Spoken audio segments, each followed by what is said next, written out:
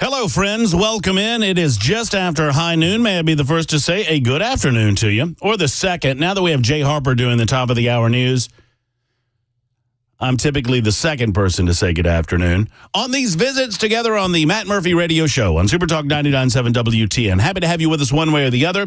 You know, Chris Hand just said something. I'm going to work this into the ground. He just said we no longer in our visits together on the Libetarian lunchtime hour on the Matt Murphy Show on Super Talk 99.7 WTN, we no longer play that crappy ABC News. We play the far superior JBC News. It's the Jay Harper Broadcasting Corporation live from Super Talk 99.7 WTN, coming to you every top and bottom of the hour. Yeah.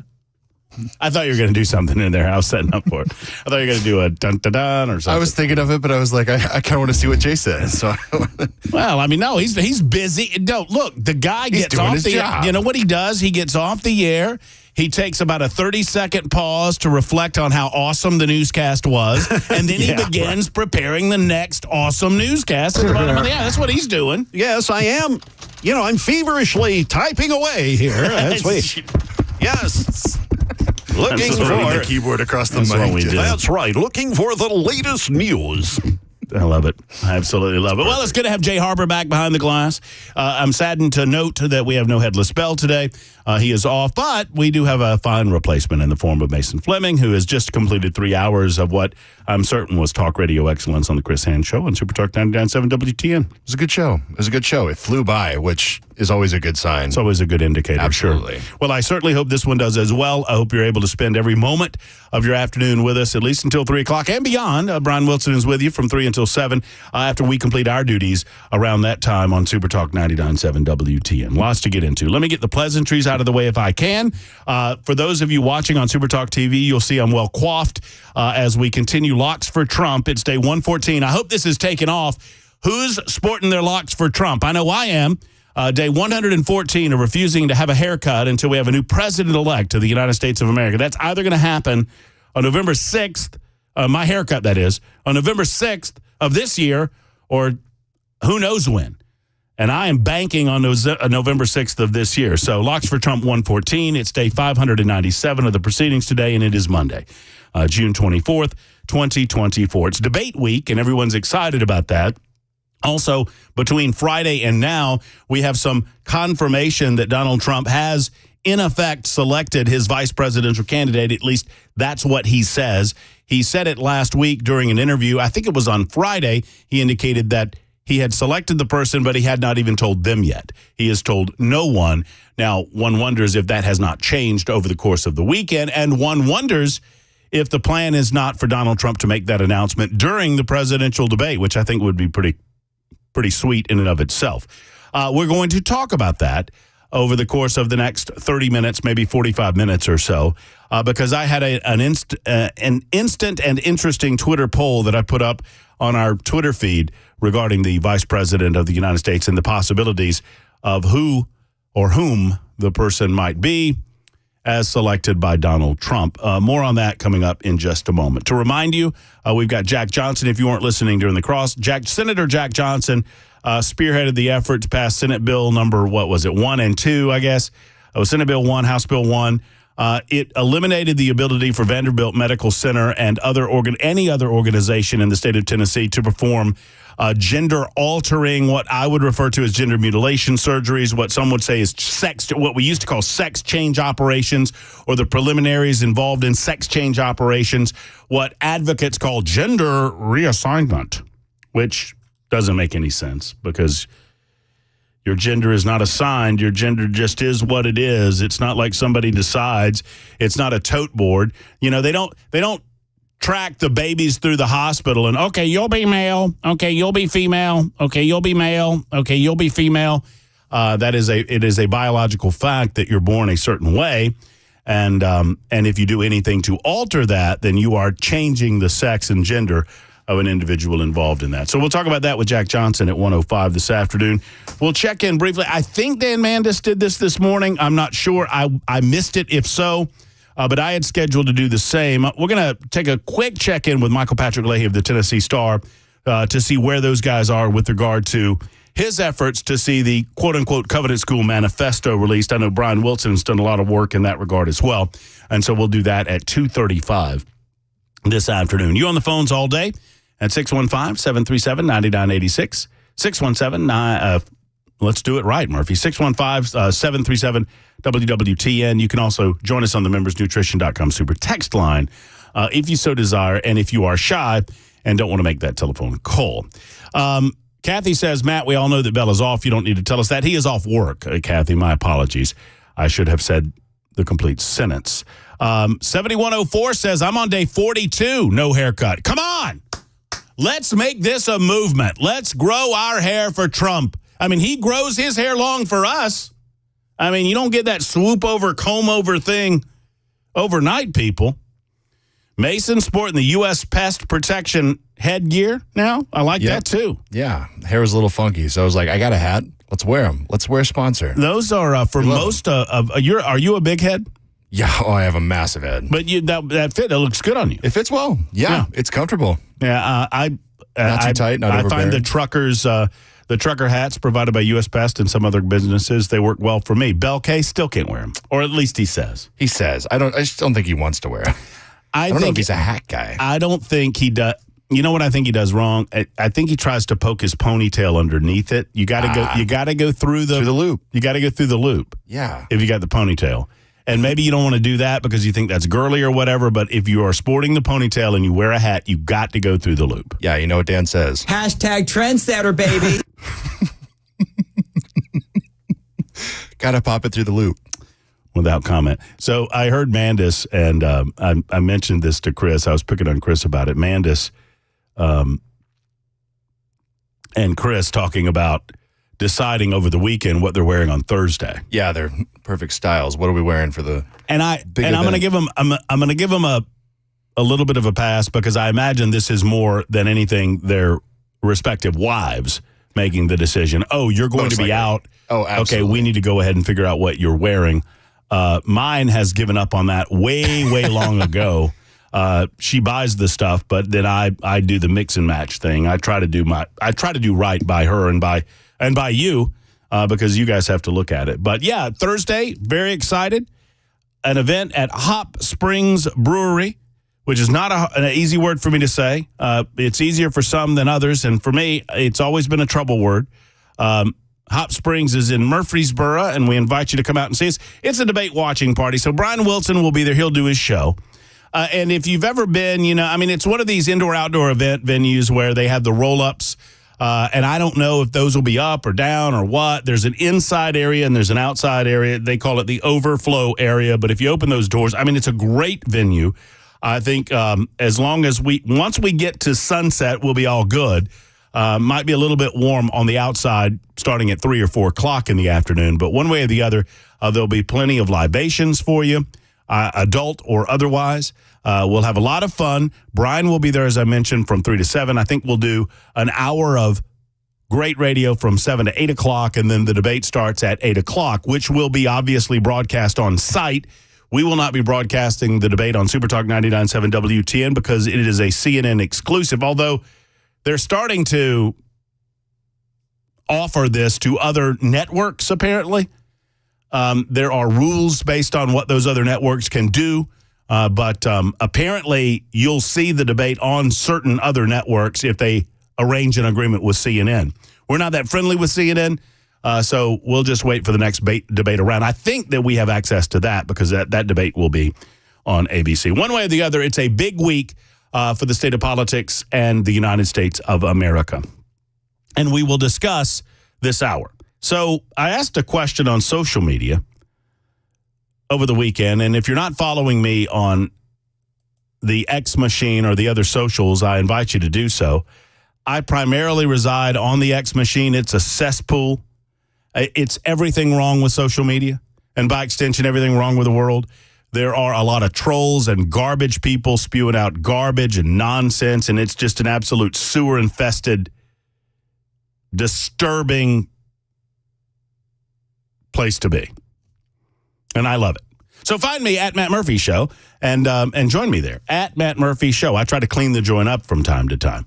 I am there, and I'm also on Facebook and some other socials. I guess at Matt Murphy Show works on Instagram, and you can find Matt Murphy Show on Facebook. You can also find Matt Murphy on Facebook, but that page is full. So on the Twitter machine, as we call it, I asked a question: Who's the vice presidential pick? Who's the choice? Who you got? They only allow you 4 choices, and so sadly, I was not able to get into some of the extended choices that are possible for the vice presidential selection. So I'm just logging in here to my Twitter handle. We've got some crackerjack security going on, and the 3 choices that I put up, because I felt like number 1 needed to be other, because there are so many other choices out there. But the 3 choices that I picked, and really it's not a matter of these being one of the choices that I would like to see. It's just the names that I've been hearing are Tim Scott, J.D. Vance, and Ben Carson are 3 of the names that I've been hearing. It feels to me that Vivek Ramaswamy has had something of a resurgence of attention over the last week or so. Doug Burgum, whose name I think I mispronounced, but I'm not sure. Doug Burgum, Burgham, whatever. The governor of North Dakota or South Dakota? Does it matter? I think it's North Dakota. Yeah, because Nome's South Dakota. Is apparently one of the top names in the running. Doug Burgum is a 2-term governor from North Dakota. Before his time as governor, he was a business guy as well, led a software company that was eventually acquired by Microsoft, and he became an overnight billionaire at the time. He has also worked in real estate development and venture capital, spent millions of his own money in a White House bid on his own that came to nothing, obviously. But Burgum has certainly made a name for himself. I like him. He's a libertarian guy. I think he's a great selection if picked, although his name ID leaves a little something to be desired. But do we really need that much name ID when you're running with President Donald Trump? J.D. Vance is another name, obviously. He swept to national prominence before becoming the now senator in the state of Ohio, established himself as a fierce defender of Trump and the Make America Great Again agenda. A very well-spoken guy. Marco Rubio, I don't understand how they're planning on getting around. So Marco Rubio's name's been floating out there for, 2 or 3 weeks. How are they planning on getting around the Marco Rubio selection by moving Trump back to New York? Because if you put him on the ticket, then you lose. If both of them come from Florida, according to the Constitution, and I think it's the 12th Amendment, you lose those electors. It's not that 2 people from the same state can't run on the same ticket, and some people get this wrong. Let's go through it. So if I'm the president, or if I'm the presidential candidate and I want to pick someone from the state of Tennessee, and I live in the state of Tennessee, I can do that, but then our electors in this state do not count in the total tally. The rest of the states do. It is an effort to prevent individuals from loading up on one state and giving too much power concentrated in one individual state. That's the whole idea. The Constitution says that 2 candidates from the same state can't run as president and vice president. See, even this news article that I'm reading gets it wrong. It does not say that 2 candidates from the same state can't run together. What it says is 2 candidates from the same state can't run together, and those electors in that individual state count toward the total, which is what is the design to prevent them from doing so. In other words, every other state would count, and if you didn't need Florida's 29 electors or 30 electors or however many they have, then you could do that and you wouldn't have a problem. But you don't want to do that because you want those to count toward your total. So what ultimately would happen is that someone would change their state of residency. One would presume that would be Donald Trump moving to New York. Tim Scott's another name that's on the list. Elise Stefanik is a name that I've heard. Ben Carson is a name that I've heard. Byron Donalds is a name that I've heard. And then the aforementioned Vivek Ramaswamy. What say you? I'll give you some of the totals that we came up with on social media. Take maybe a telephone call or two during the Libertarian lunch on Super Talk 99.7 WTN. Other news in the in the offing today.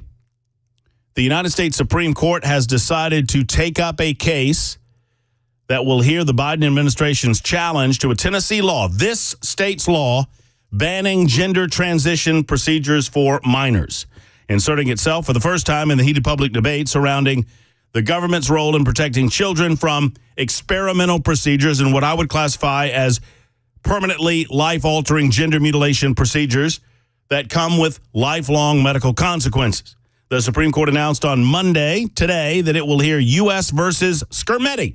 Skermetti being our own AG, Jonathan Skermetti. A case brought by multiple plaintiffs and their families against a law in the state of Tennessee prohibiting minors from receiving puberty blockers, hormone therapy, invasive transgender surgical procedures. The Biden administration joined the case in support of the plaintiffs. Oral arguments will, by the way, this will not be decided before. There is some confusion about this. None of this will be decided before the presidential election. This is setting the docket for the next term of the court, which begins in October. You will hear oral arguments in October, and then ultimately the justices will decide on the case, and they will issue their ruling sometime in the spring or summer of next year. It might be as late as this time next year before we hear a decision. I'll give you more on that. We'll hear from Senator Jack Johnson on how comfortable he is with regard to our Tennessee law and it passing Supreme Court muster. Most of us look at this as almost a victory lap, and I would caution you not to do that, although I have a difficult time understanding how the makeup of this court would rule any other way than ultimately deciding or allowing the states to decide for themselves at what point they believe that an individual has the ability to make some of those mature-based decisions, similar in the way that we make other decisions that might affect our long-term health, like the drinking of alcohol, the smoking of cigarettes, or getting of a tattoo. It's 12:21, just getting underway. I'm excited. It's a Monday edition of The Murphy Show on Super Talk 99.7 WTN.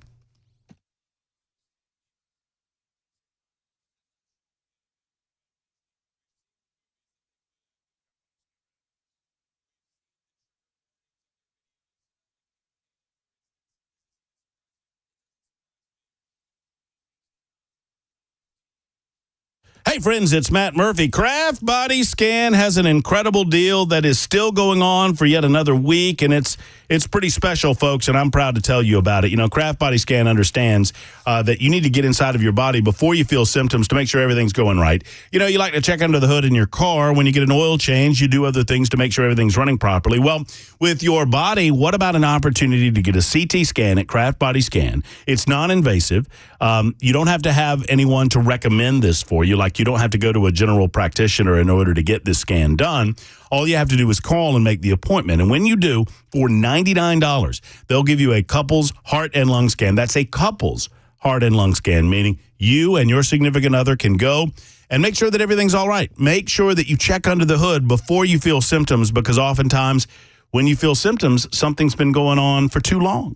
It's a very special savings, right? Because these scans are normally over $1,300 a piece. Early detection can be life-changing, and that's why at Kraft Body Scan, they want you to get early detection. Be proactive. Prioritize your health care with Kraft Body Scan. Call today and schedule that appointment at 615-436-1000, 436-1000, or go to craftbodyscan.com and tell them Matt Murphy sent you, craftbodyscan.com.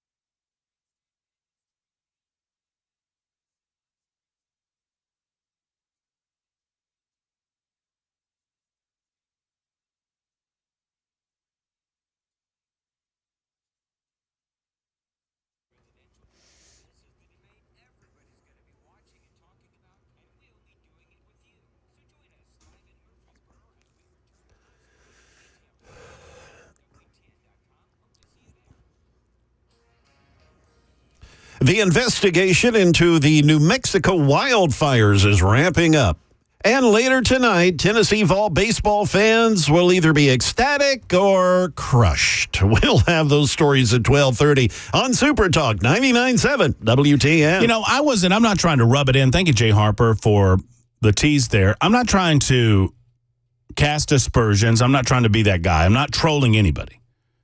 But I was listening to a couple of Tennessee Volunteer fans talking in the hallway about tonight's game, and I'm rooting for the Vols. I mean, I'm all in. If my beloved Georgia Bulldogs can't be there, then I'm all about some Tennessee Volunteers winning the national championship, especially over the hated Texas A&M Aggies. Well, you know, a Bulldog did win the Golden Spikes Award as the best player in college baseball for this year. Well, I didn't know that.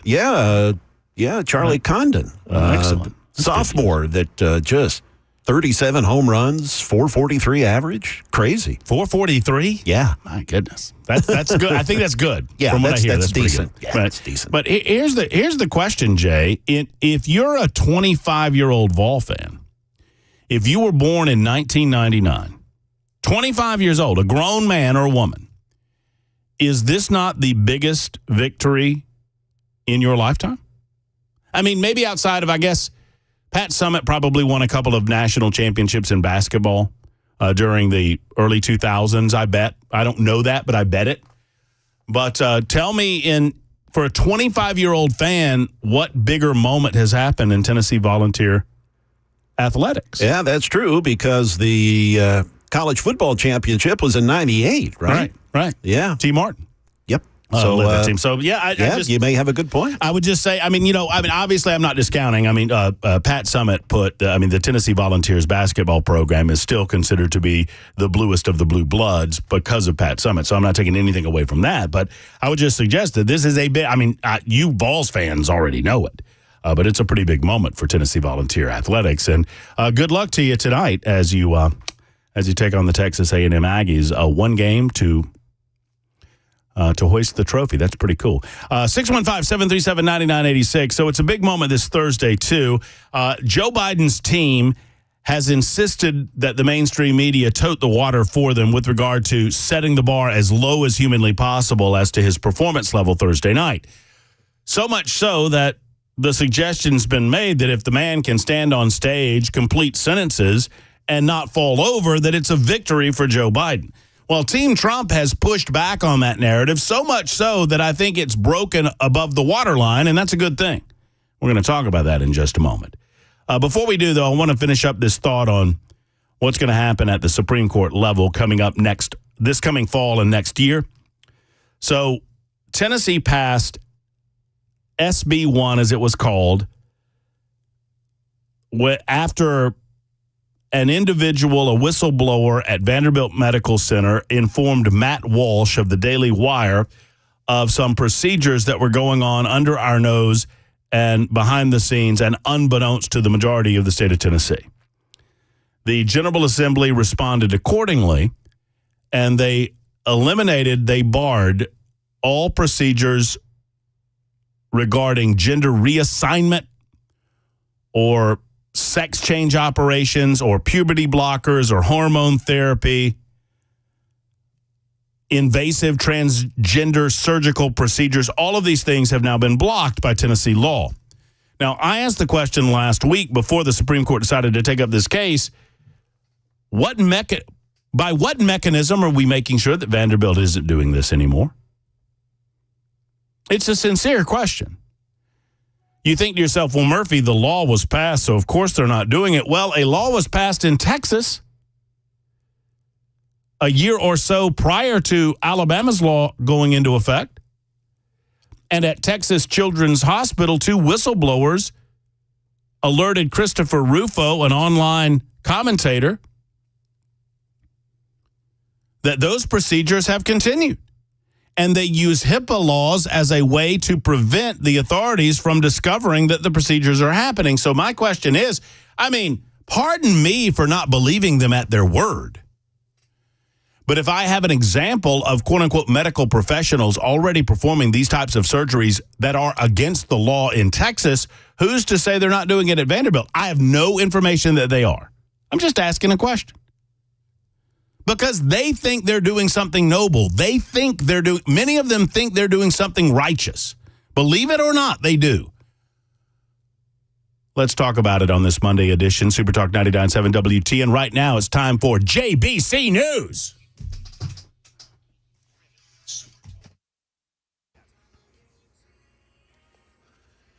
Good afternoon. It's 12:31. I'm Jay Harper with your top stories. We've got a lot of sun, 88 degrees on Music Row. A complete forecast coming up here shortly. Cadaver dogs are working in the wildfire zone in New Mexico. They're looking for more victims of last week's raging wildfires in the southern portion of that state. It comes as the investigation into those fires ramps up. Here's Alex Stone. While officials have not said how the New Mexico wildfires started, the FBI is now offering a $10,000 reward for information leading to an arrest and conviction of anybody who ignited the wildfires. The flames last week went racing through homes, burning 1,400 buildings. Those who live in the village of Rio Doso are now being allowed to return home to see what remains. And tonight, it is the deciding game of the College World Series in Omaha as the Tennessee Vols square off against the Texas A&M Aggies. The Vols are trying to become the first #1 national seed to win the championship since Miami did it back in 1999. This will be the 5th World Series final since 2018 and the second straight to go to 3 games. The Volunteers, who lost the finals opener 9-5 on Saturday, they won yesterday to force this game 3. They've not dropped consecutive games since March against Alabama. That is the latest news. Weather is next. I'm Jay Harper, WTN News.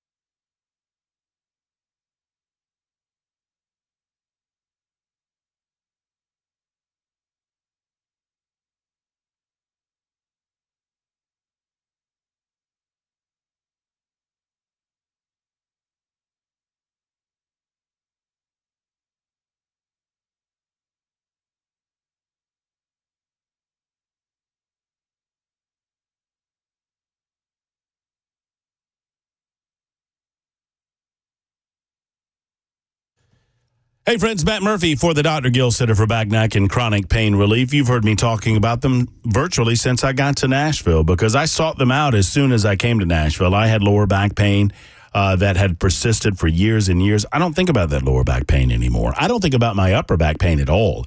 It was something that emanated, it radiated out from my neck to my shoulders, and most of the pain was kind of in my shoulder blades. And I thought it was stress-related. I did not realize that I had a pinched a nerve. I had a compression that was causing nerve problems in my upper neck. Dr. Wendy identified it my first visit. She said, you've got a compression that needs some attention right now. Matter of fact, I went for lower back. I talked to her a little bit about this, what I thought was soft tissue in the upper back, and she said, no, we need to deal with this neck issue first and right now. And they did. And the pain is gone. I don't worry about it. I played golf this weekend, did not think about my back. Thank you to the Dr. Gill Center for Back, Neck, and Chronic Pain Relief. If you're ready to get back to pain-free living without having to pop pills, without having to accept needles to block the pain, or to consider surgery, I encourage you to call the Dr. Gill Center. Do this today. Don't wait a moment longer. Get some pain relief with Dr. Gill and the team of chiropractic care physicians they have at the Dr. Gill Center. Here's the number, 615-882-4838. 882-4838. Dr. Gill, don't take a pill. Call Dr. Gill and the Dr. Gill Center for Back, Neck, and Chronic Pain Relief. Hey, what's up, guys? This is Matt Murphy for Members Nutrition. I want to tell you about the Members Nutrition difference, and I want to encourage you to go over to the Members Nutrition website. Number one, they believe at Members Nutrition that they can sell vitamins and supplements at a lower cost point, and they're doing it every single day at membersnutrition.com. Number two, they want to make these products right here in the United States of America, not from some overseas company, and they do that every single day. I encourage you to go to membersnutrition.com. You'll get 50% off your purchase price at checkout. You don't have to put in any codes. Just go to membersnutrition.com. Once again, membersnutrition.com.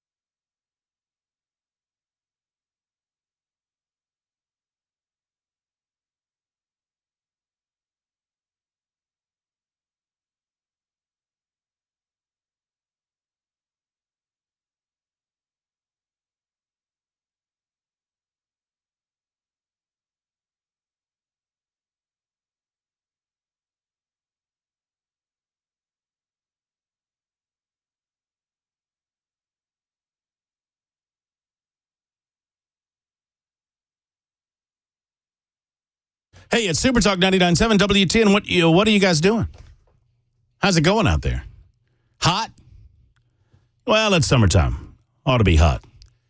It is the 24th day of June. It's a Monday edition. I mentioned it's our episode 597. No Headless Bell today. But we do have the capable Mason running the show behind the glass, making sure that everything that comes out of our speakers sounds as good as possible. Did you have a title for today's Talk TV episode? Yeah, I did. And that title would be episode 597 is entitled. It's debate week, and we are cracking down on the drugs for the nominees. Yeah. You can just stop with cracking down on the drug. I'm a little out of it. I spent a portion of the weekend at a storage facility that had a lot of rat poop and dust and dirt and dander and nastiness. And, you know, one of the worst things that came out of COVID was this concept. Oh, we should just play that music behind the scenes. I was kind of digging it. I mean, you it's like okay. it? See, I've been working Chris Hand's show a lot, and he loves his bumper music going long, and I like it. No. I dig the slow fade. I like it. It's all good. I'll tell you, I was telling Hand this, that I got so bottled up in my head. I just got all this gunk in my head because of the dust and the dirt and the rat poop and all of this other grossness that I was dealing with over the weekend. You snorting it? Well, no. I mean, you're in there, congested? and I, I'm not a mask kind of guy. I should just suck it up and put on the mask, but then I don't think you want to suck that up. But psychologically, the mask now represents. I mean, I don't know where I'm at on it. It's a symbol that represents so much more than what it used to. I know, and they took away my ability to wear the mask. Nah. I don't know. I could still wear it. Wear a Jason Voorhees mask or something like that. Well, that mask would work about as well as most of the masks that I saw during COVID-19. I mean, absolutely. But anyway, hope your Monday's going well so far. Thank you to those of you listening. Thank you to F&M Bank and US Pest for providing the Talk TV side of things. Super Talk Television is up and running. YouTube, Facebook, Twitter, Twitch for those who are curious. How do I look in there? Looking okay? Looking good. Okay. Locks nice and long. Thank you. Just checking. We're still waiting on our monitor in here. Yeah. We'll get that soon. We'll figure it out. I kid because I love. Anyway, you can find us on a variety of streaming platforms as well, and obviously on the FM dial at 99.7 FM. So I got like 14 different ways to go. I want to talk about the Snopes thing. I want to talk about debate week and debate prep and the vice president, but I need to finish off on this decision on the part of the United States Supreme Court, because it's going to be a big decision across the United States of America. I feel like I know which way this is going, but I don't ever want to presume the manner in which the court is going to decide certain things. So oral arguments are going to take place this fall, and justices will rule on the case around this time next year, maybe a little bit sooner. More than 24 Republican states, I don't like cataloging it that way. I mean, 24 more conservative-minded or libertarian-minded states have enacted bans on transgender procedures for minors. The Supreme Court's decision could affect whether those laws remain in place. I fully expect that this will go along the lines of Dobbs v. Jackson, if this court has anything to do with it. For my adult lifetime, those of us that consume constitutional issues on a regular basis have been arguing that whatever you think about abortion, it should not be decided by the federal government, because there's really no structure by which the federal government could say, no, the states can or cannot do this. The Supreme Court in Roe v. Wade had to create a structure by which it was impermissible for states to provide laws that would make it incapable of women to have abortions in those individual states. They made it up, this right to privacy or right to privacy vis-a-vis your medical professional, from a constitutional standpoint. Now, every state has the ability to include that right to privacy in their state constitutions, and many of them have. That said, Dobbs v. Jackson corrected an error that happened in 1973 during Roe v. Wade. I think it was 72 or 73. I think it was 73. And that error was that the federal government can supersede the states, the states obviously enjoy the 10th Amendment protection to make their own decisions about these things. And I think the Supreme Court will be prepared to say the same thing about this transgender surgery deal.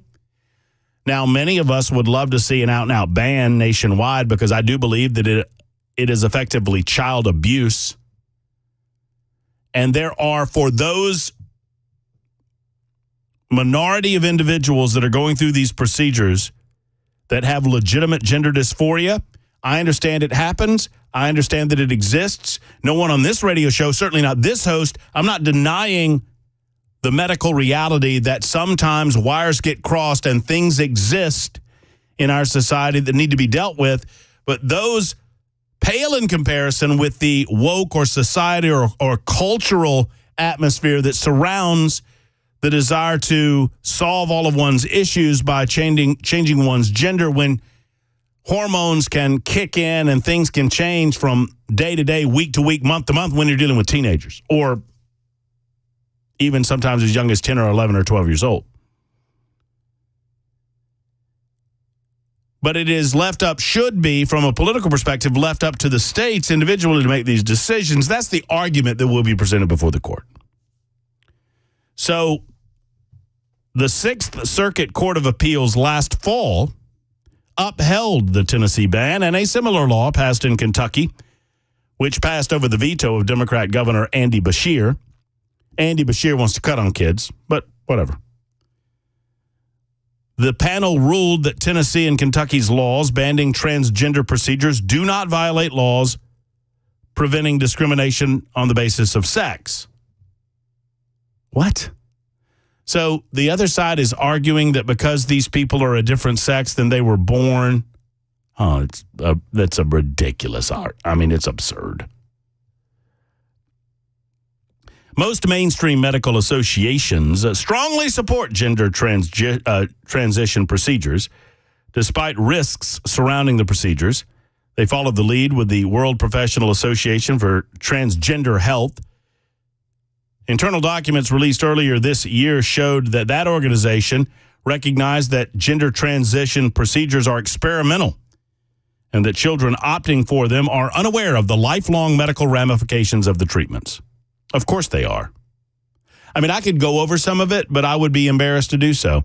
I would be embarrassed to think that there are young people listening right now to the Matt Murphy radio show during the Libertarian lunch on this Monday, where I would have to talk to you about certain things that you would have to do for the rest of your life and how in the hell a 13-year-old or a 14-year-old child would understand the ramifications of what they're going through is beyond me. These are people that don't have fully developed brains, and I'm not making that up. That's not just something to say. That's a reality, a medical and scientific reality. Yet there are people that are desperate to cut on these kids, and they hinge that on the belief, and some of them have heartfelt beliefs in this regard, that they're saving their lives because they have been sold a bill of goods that there's such a huge extreme suicide rate amongst individuals that don't have these procedures done right now. Right now.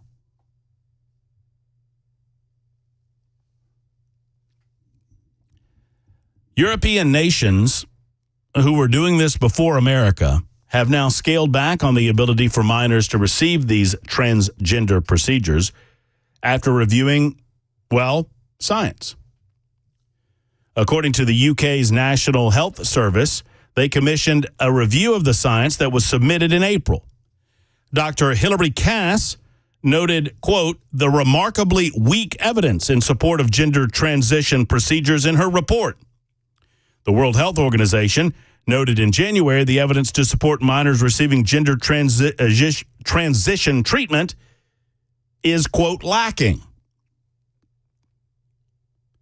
A growing number of individuals who underwent transgender or transition procedures have now renounced their transgender identity. They're coming forward to warn children about rushing into these life-altering medical decisions. The detransitioners, as they're called, and we've talked about some of these people for a long time. Chloe Cole's one of them. There are others. Have begun speaking out to raise awareness of their experiences, some filing lawsuits against the medical practitioners they accuse of wrongfully persuading them to undergo these hormone therapies and in these surgeries that in many cases left them infertile suffering from sexual dysfunction, permanently altering their lives and their bodies to the point that, well, once again, I could go into some of the particulars, but I don't want to. But if you do a modicum of research of what life is like for someone that is sexually transitioned from one sex to another, here's the bottom line. I understand that there are certain levels of gender dysphoria that exist to the point that individual adult people insist that it is the only way for them to be happy. But it should be a measure of last resort. And sadly, our medical professionals, some, are pushing this as option A, B, and C. The reason that cliches become cliche is because there's a grain, or even more than a grain, of truth to them. And I'm going to use something that you might consider cliche, but it is true. If you are a hammer and what you do is hammer, what do you see? Everything becomes a nail at some point. Because you have one solution and one solution only to the problem before you, to hammer it. If I go to a gender doctor, if I go to a transition doctor, if I go to whatever you want to call it, and a child of 10 or 12 or 13 is presenting emotional issues, why are you asking a hammer to do something other than to hammer a nail? Of course, the medical people support it. Not only do they make money on it, it confirms their life's work. It confirms their belief structure. The hardest thing for us to understand, and what I want to impress upon you, is that most of these people think they are doing good things. And you have to come to that conclusion to understand the true nature of what's going on here. These are not bad people, most of them. Some of them are. Some of them know better. I would suggest that many of them are useful idiots that have convinced themselves that they are doing good work.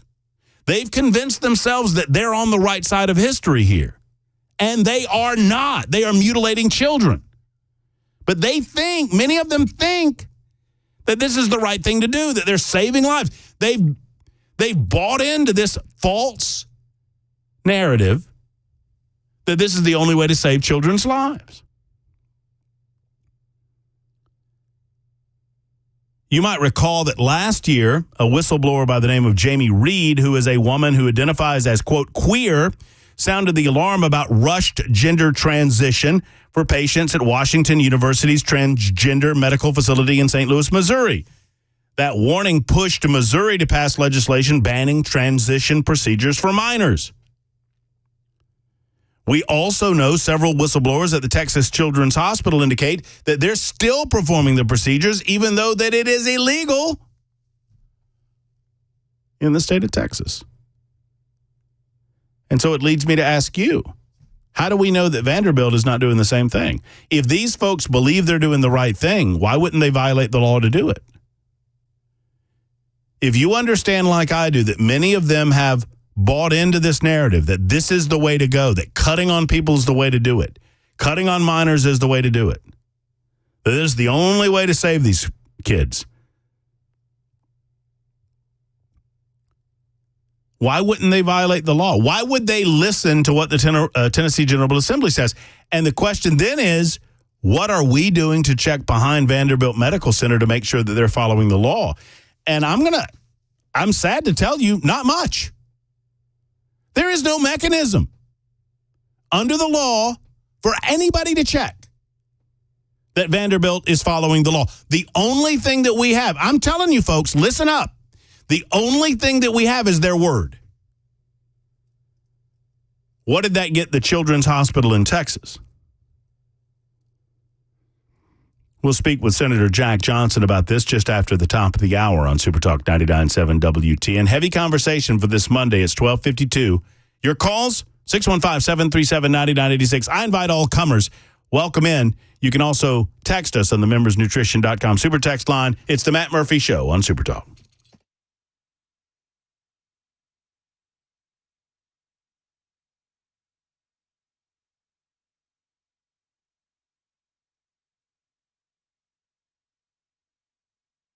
Love seeing that hat on Mason. Looks so good on him. If you're watching on Super Talk TV, you can probably see it there if Mason puts his lovely head on camera. That is the U.S. Pest logo.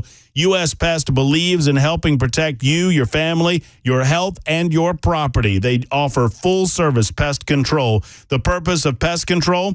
It's quite simple. Let's stop commie socialist pests from trying to suck off you and your family. And that's what they do. Prevent insect and rodent-borne diseases on your property, in your home, and in your yard. Spiders and stink bugs and ants and ladybugs and silverfish and roaches and so much more. They want in your house. They want on your property. Termites and even brown recluse spiders and ticks and fire ants. They want on your property. You need to stop them with U.S. Pest. Termite protection is guaranteed, crawl space services are provided, and full-service pest control is available to you. And they offer a free inspection. All you have to do is make the call that so many others have made to the one and only U.S. Pest. Call J.K., Erica, and the rest of the team, 590-1260. That's 615-590-1260. Tell them Matt Murphy sent you to the one and only U.S. Pest.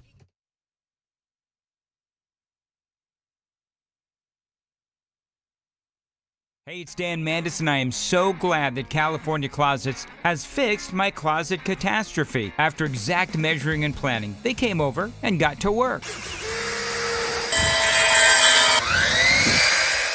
Yeah, once it was all plotted out on their 3D CAD system, the pieces are measured, cut, and precisely installed into my space. It was clean, fast, and professional, and above all, my new closets look and function great. Now, this was my dormer, and now this is my new dormer thanks to California Closets. Look at all of this added space for shirts and shoes, you name it, and it is cut so precisely, simply amazing. And my old closet that has now been reborn as the ultimate in style and functionability, making the best use of the space that I had. They can work on just about anything: bedrooms, garages, home offices, closets, pantries, and so much more.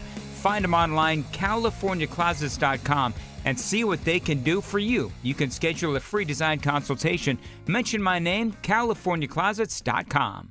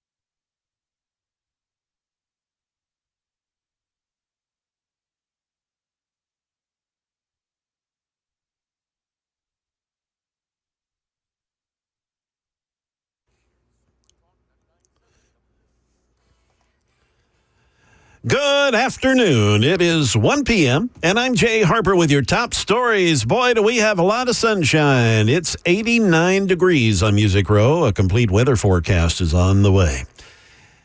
It is the last few days before the first debate between President Biden and former President Trump. And while the president is spending several days at Camp David meeting with advisors and holding mock debates, the former president, Trump, he's been out campaigning. Here's ABC's Rachel Scott. Even though the former president was out on the campaign trail essentially saying that he has no debate strategy, in reality, he is preparing more than he is actually letting on. I'm told he's had more than a dozen informal policy sessions with current and past advisors as well as Republican allies. The State Department out with its annual Trafficking in Persons report, this year examining the growing role of digital technology in human trafficking around the world. Secretary of State Antony Blinken saying those same technologies can also aid in combating the practice, adding that trafficking is the definition of a problem no one nation can solve by itself. More than ever, we have to work not only with governments, but along with the private sector, civil society, multinational organizations, citizens, and survivors who understand the complex challenge and how we can confront it, and they know this better than anyone. The report measures progress in 188 countries and territories, including the U.S. Here in Middle Tennessee, in Wilson County this past Friday, farmers protested the industrial rezoning of agricultural land. Starting at the Wilson County Fairgrounds, organizers say more than 20 tractors and 200 people paraded over a mile through Lebanon to the county courthouse to speak at the Planning Commission meeting. The Wilson County Property Commission, they ended up voting against the land use and rezoning requests. The county had considered an application to rezone 1,400 acres of land that's currently zoned as agricultural to light industrial. It was to allow for the siting of a new industrial park by an out-of-state developer. That is the latest news. Weather is on the way. I'm Jay Harper, WTN News. The guaranteed offer is the easiest way to sell your home. It's really simple. We bring you an all-cash offer. You close in as little as 21 days. No home inspections, no lockboxes, no open houses. Go to markspain.com to get a guaranteed offer and start packing.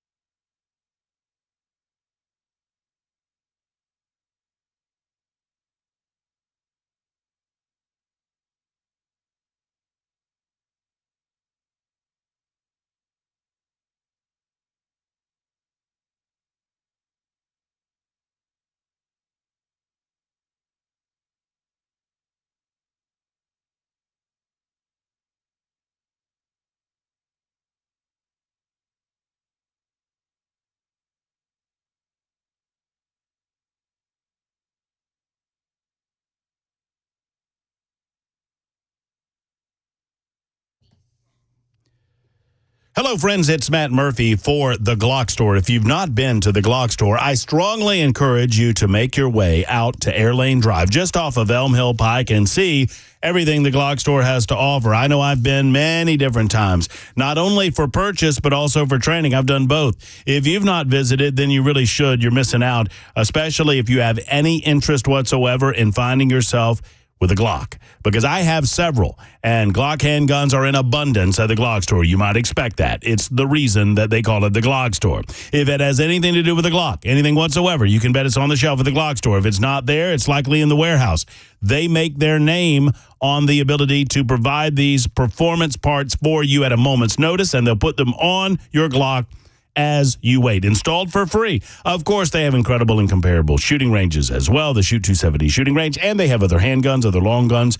I've been to a lot of gun stores, and they pale in comparison to the one and only Glock Store. That's the Glock Store on Airlane Drive, just off of Elm Hill Pike and Briley Parkway.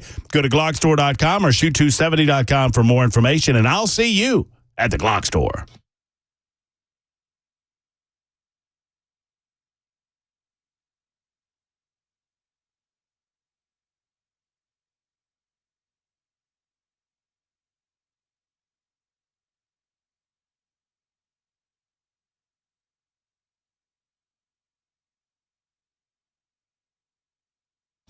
Hello, friends. Hour number 2 starts right now. Matt Murphy Show on Super Talk 99.7 WTN. My name is Matt Murphy. I'm happy to host until 3. We hand off to Brian Wilson at that time. It is a busy Monday, busy week. We've got debate prep going on. Donald Trump preps his debates by going out and holding rallies and speaking extemporaneously for hours on end. Joe Biden has holed up at Camp David. You know, they're including in Joe Biden's debate prep, they're actually saying this out loud. That they are prepping him to stand up for 90 minutes at a time. They're making sure that he has an ability to stand up for 90 minutes. How sad have we gotten that that is the case? I'm not saddened by this development, although some people are wondering what it's going to mean for the future of a law that was recently passed in the Tennessee General Assembly. We talked about it in the lunchtime hour, Libertarian lunch hour of the Matt Murphy Show. The Supreme Court announced this morning that it will hear the Biden administration's challenge to a law right here in the state of Tennessee that banned gender transition procedures for minors to include puberty blockers, hormone therapy, and invasive transgender surgical procedures. Easy for me to say. We have Senator Jack Johnson on the line with us. Obviously, we're endeavoring to talk with Jonathan Skrmetti for what it's worth. I don't believe that the Attorney General of the state of Tennessee will be able to say much, but we're looking forward to having a conversation with him.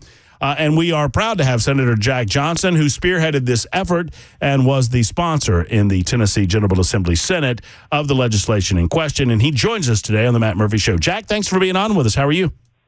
Hey, I'm great, Matt. Thanks for having me on. Well, it's a pleasure. Always good to talk with you. Give us your initial reaction when you found this out. I know that you've had many people calling you, many various television shows and radio programs from really around the country want to talk to you about this, Jack, and I'm thankful that you made a decision to come on with us. What was your initial reaction?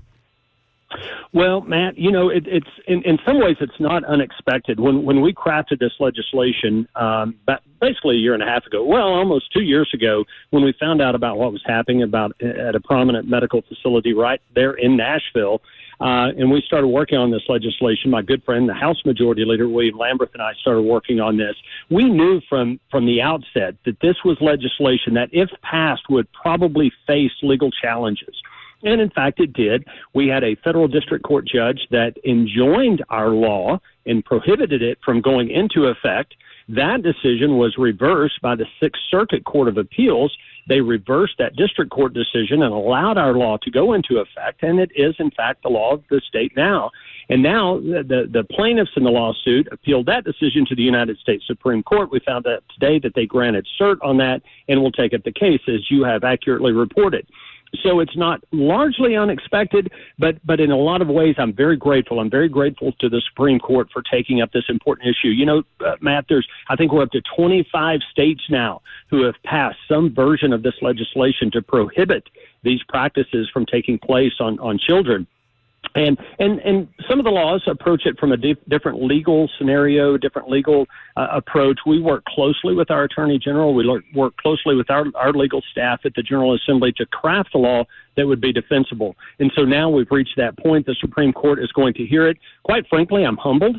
You know, when you work hard on a piece of legislation like this and to now know that the United States Supreme Court is going to review that legislation, determine whether or not it's constitutional, it's humbling. But I'm hopeful that they will affirm the Sixth Circuit decision and allow our law to remain in effect.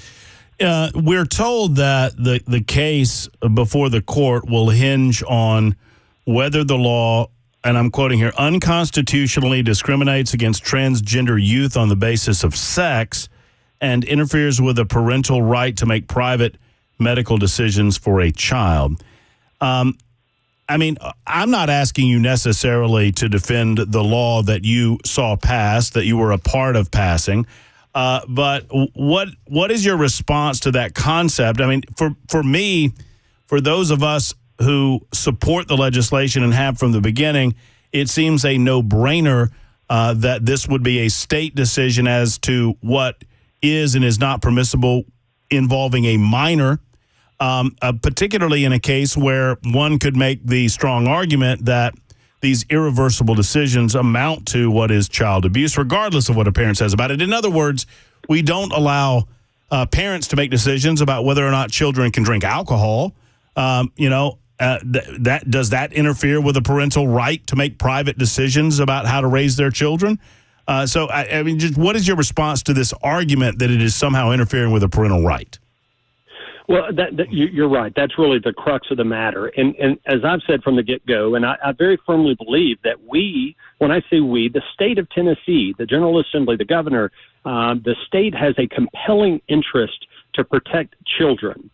And whether you gave some really, really good examples about, drinking alcohol, smoking cigarettes, purchasing a firearm. You could go on down the list. The state, in many instances, passes laws that says, regardless of what a parent says, we are going to draw a bright line here because the state has a compelling interest to protect children.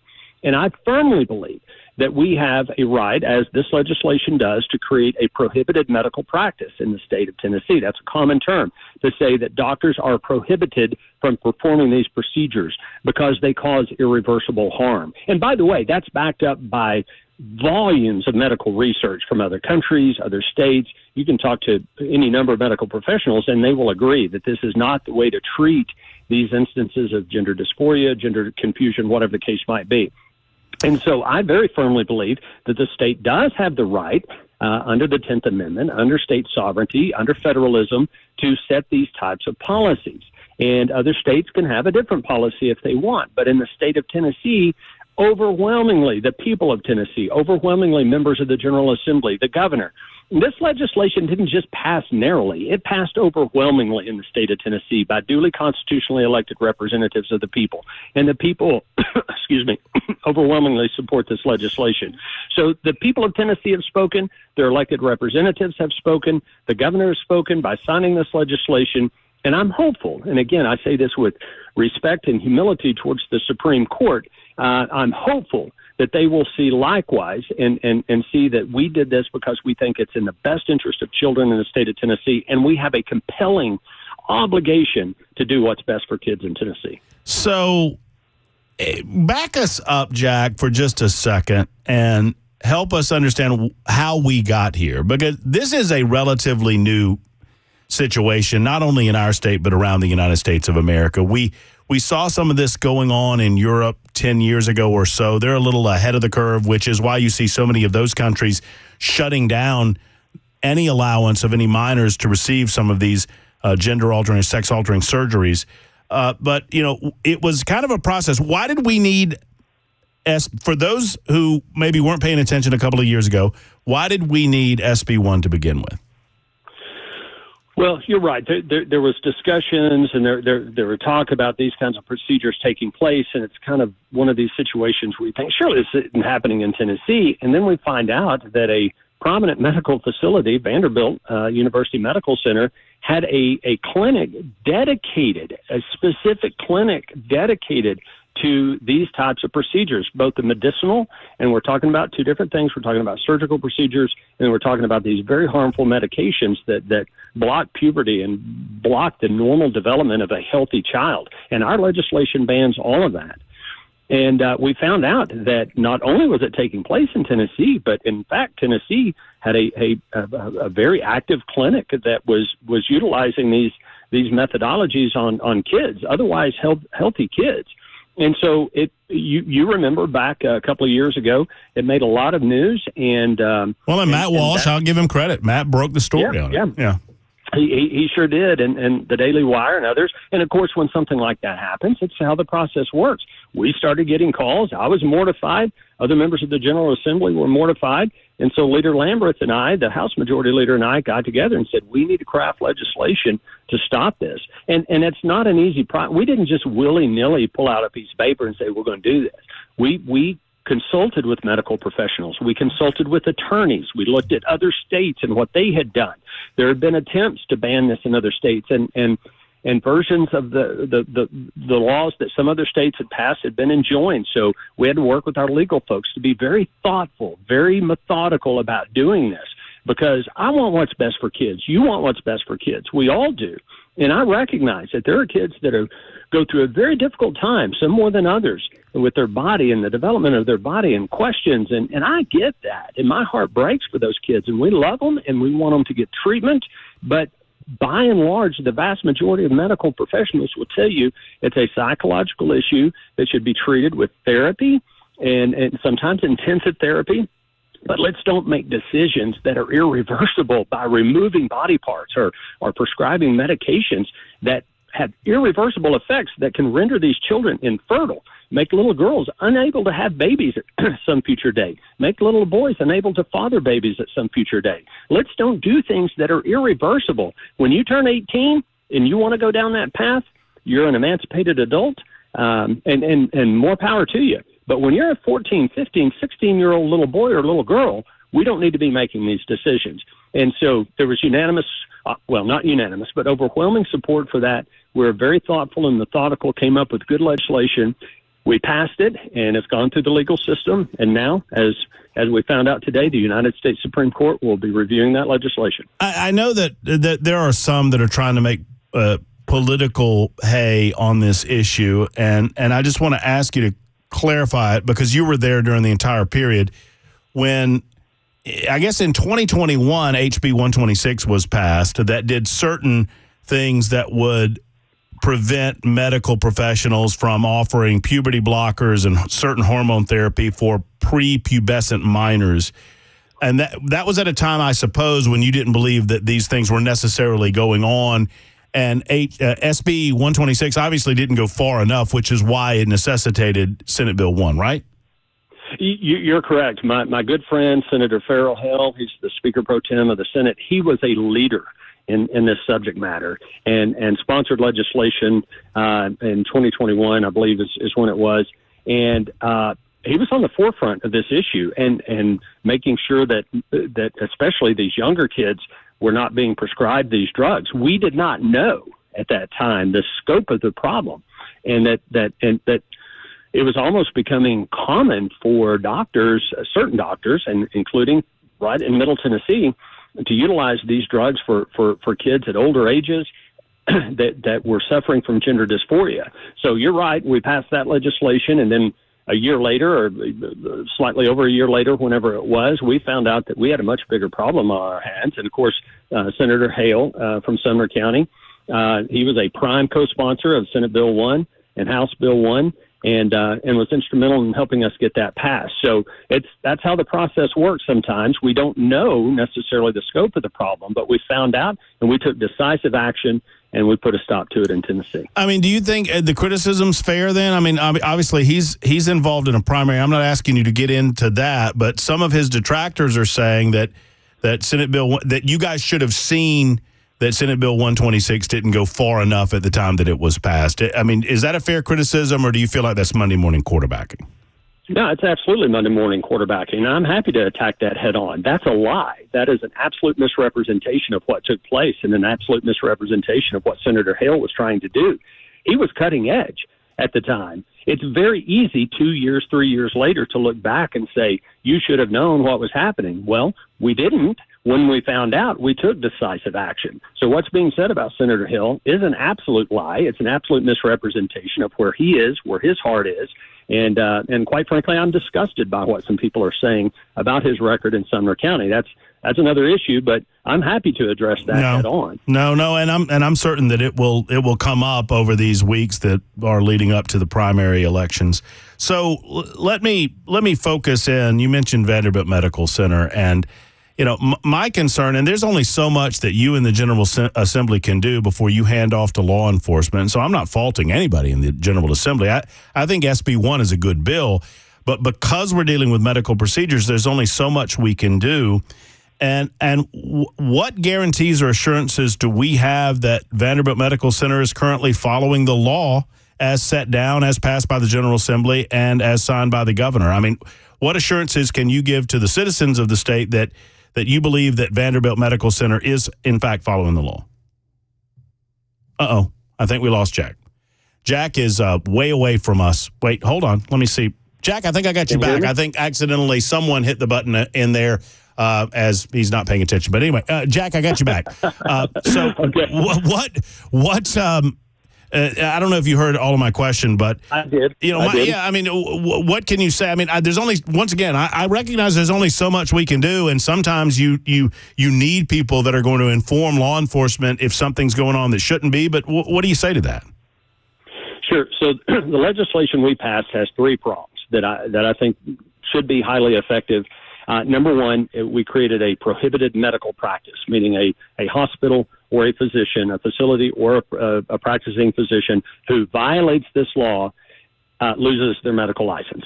The Board of Medical Examiners revokes their medical license. There's no second chances or anything like that. They are compelled to remove their right to practice medicine in the state of Tennessee. So that's a pretty strong enforcement mechanism right there. Number two, we created a civil cause of action. So any minor child that has this procedure performed on them, they have a right to sue the hospital and the medical professional, the doctor, anyone who participated in these unlawful medical procedures. They have a civil right of action for 30 years after they turn 18. So until they reach the age of 48, if these procedures were performed on them, they have a right to bring a lawsuit against the physician and the hospital, or both, for punitive actions, or compensatory damages, punitive damages, attorney's fees, everything.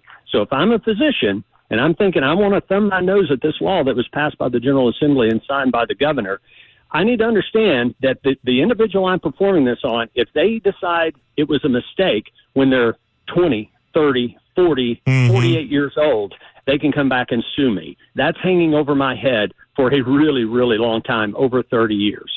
And so, then the third is the Attorney General has a right to bring civil penalties against anyone who does this, $25,000 civil penalty per violation.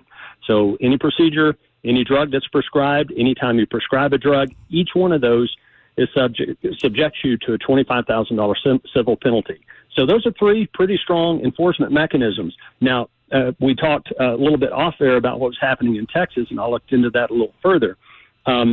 Boy, you'd have to have some degree of arrogance to say, I think that what the Tennessee General Assembly did was wrong, and I'm going to continue to do this, despite the law that they passed, knowing that any of those three things can happen to me for really the rest of my professional career. So hopefully no doctor or hospital would want to step over the line and violate the law that we passed. Well, I mean, you understand the nature of the question based on what's going on in Texas. I mean, it is a concern, obviously.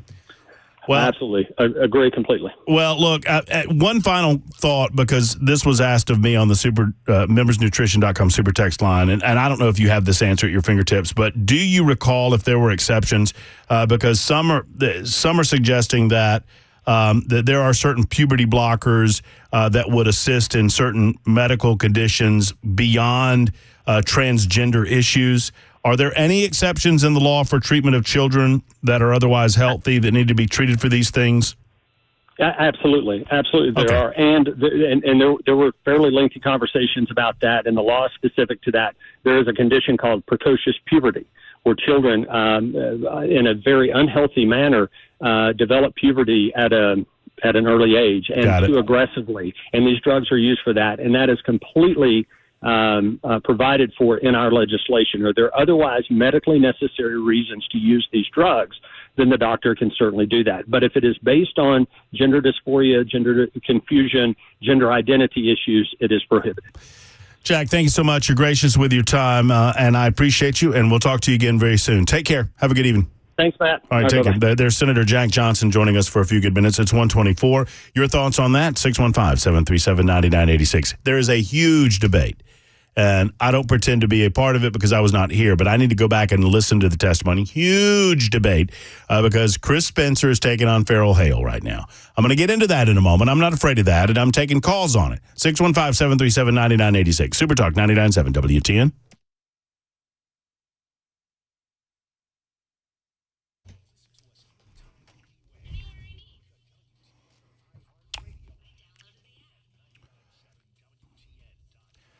You know, if you just had lunch, did you have some delicious spice from Savory Spice on your lunch, whatever you were having? If not, then you weren't doing it right, in my humble opinion, because they've got some deliciousness that makes your food even better. Savory Spice has 2 locations to serve you. One's in Nashville, just off of Charlotte Pike. It's in L&L Market. The other, right off the square in Franklin, next to Gray's Pharmacy. If you go into either of those locations, you will smell the delicious smells that emanate from Savory Spice on the regular. These are smells like come out of Grandma's kitchen, right? I mean, it's different spices and different seasonings and different blends that make up for a delicious meal. I mean, they just make meals better at Savory Spice. Plus, they have the freshest spices on the market. Plus, they have the spices that you can't get anywhere else. Then you add to that the Spice and Easy product. So for those of you that don't have the time, the inclination, the energy, or the wherewithal to make that delicious meal for your family, they've got it convenient in one little package. They'll tell you exactly what to buy at the grocery store, exactly how to prepare it, and exactly how long it takes, and you don't have to measure out the spices. They've already done it for you at Savory Spice. Grilling tips and grilling opportunities available at Savory Spice. It's that time of year after all. Go by and see the gang. Holly and David are locally owned and operated. I'm so proud to talk about them, and I encourage you to up your food game by upping your spice game, and up your spice game at Savory Spice.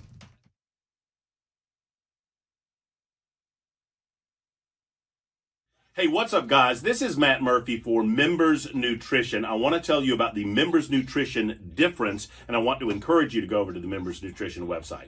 Number one, they believe at Members Nutrition that they can sell vitamins and supplements at a lower cost point, and they're doing it every single day at membersnutrition.com. Number two, they want to make these products right here in the United States of America, not from some overseas company, and they do that every single day. I encourage you to go to membersnutrition.com. You'll get 50% off your purchase price at checkout. You don't have to put in any codes. Just go to membersnutrition.com. Once again, membersnutrition.com.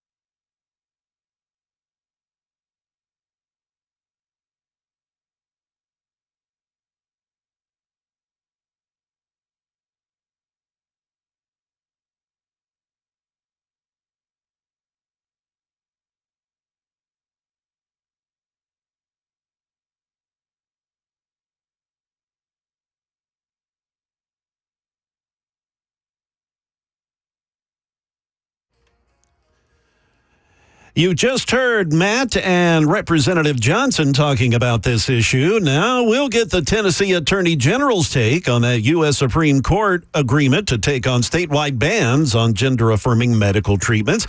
And scammers are now targeting travelers. That's nothing new, but they do have a new tool to take your money. We'll get to that at 1:30 on Super Talk 99.7 WTN. Super Talk 99.7 WTN. Thank you much, Mr. Harper. I'll tell you what we're going to do because we're running behind on time. Is that Chris Spencer? All right, so Chris Spencer is running against Farrell Hale, and there are accusations. You heard Jack Johnson. He referred to Farrell as his good friend, saying, well, we didn't go as far as we should have on SB 126, so now we finished the drill with SB 1. There's very different takes on this issue, and so I want to cover all of our ground here, but we don't have time to do it before Jay's bottom of the hour newscast, so we'll do that then. In the meantime, we also have some other stories to tell you about involving the debate involving some of the preparations going on with the Biden people. The fact that they have to stand him up for 90 minutes to make. I mean, we have the sitting president of the United States of America has to be stood up on a stage for 90 minutes to make sure that he can. Just imagining one of those like standing dollies that you have to get. So you put his feet under it and you wheel him out and have him strapped to it. I was thinking of that, like the Hannibal Lecter deal in Silence of the Lambs. Just wheel him out on stage with a muzzle on him, take the muzzle off, and let's go. In the meantime, there is another story that's brewing that's just delicious involving, well, I say delicious. The Biden people cannot help themselves when it comes to becoming as woke as possible with regard to their staff. And they have promoted a new White House official who has had a few things to say regarding America and Americans on social media. And I'll share some of that with you in just a moment. We'll talk to Chris Spencer, who's calling in. He is a candidate for state senate against Farrell Hale. We'll do that next on Super Talk.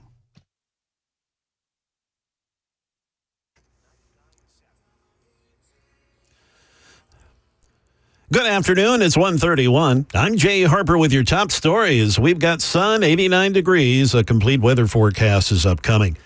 The U.S. Supreme Court says it will hear a case in its next term challenging statewide bans on gender-affirming medical treatments for children. We have Tennessee Attorney General Jonathan Skrmetti's response to the court's decision with Ken Weaver. Skrmetti says in his statement, we fought hard to defend Tennessee's law protecting kids from irreversible gender treatments and secured a thoughtful and well-reasoned opinion from the Sixth Circuit. He goes on to say he looks forward to finishing the fight in the United States Supreme Court. Skrmetti says this case will bring much-needed clarity to whether the Constitution contains special protections for gender identity. Ken Weaver, WTN News. As we all know, there's always somebody out there looking to steal your money. And for those looking to travel, there's a new scam to be aware of. Here's Alex Stone. With the growth of AI-generated content, more people are falling victim to scams. Booking.com says it's seen a 900% rise in travel-related scams, like AI-generated reviews, fake photos of places to visit, and phishing emails that look real but steal your money when you book a trip. Amy Kolsky fell victim to a scam. I was very disappointed, but the thing is that I fell for it because of the reviews. Experts say question online reviews and don't click on links in even authentic-looking emails. It almost makes one wonder if this won't spark a resurgence in the use of travel agents. We'll have the latest news again at the top of the hour. I'm Jay Harper, WTN News.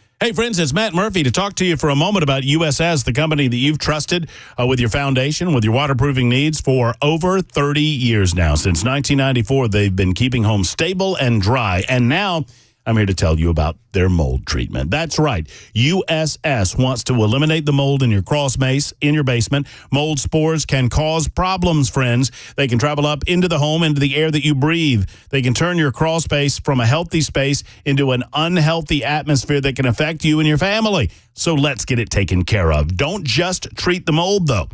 They treat any type of growth that could be eating away at your floor joists. If you have moisture in your crawl space, you probably have mold. And it's not enough just to treat. You need the RTE treatment, the RTE solution. Remove, treat, and encap. That's right. Remove it, treat it, and then make sure that it never comes back again. That's what they do. And now through June 30th, you still have time, folks. Just sign up and get a $500 off your purchase of any RTE mold treatment from USS. Until June 30th, all you have to do is sign up. You don't have to be treated by that date. You get $500 off your purchase of RTE treatment. So before the continued rains come down in the form of thunderstorms over the summertime months before the humidity gets any worse, and I can't imagine that it would, call USS. Go to USSTN.com or call 615-488-7855 for USS.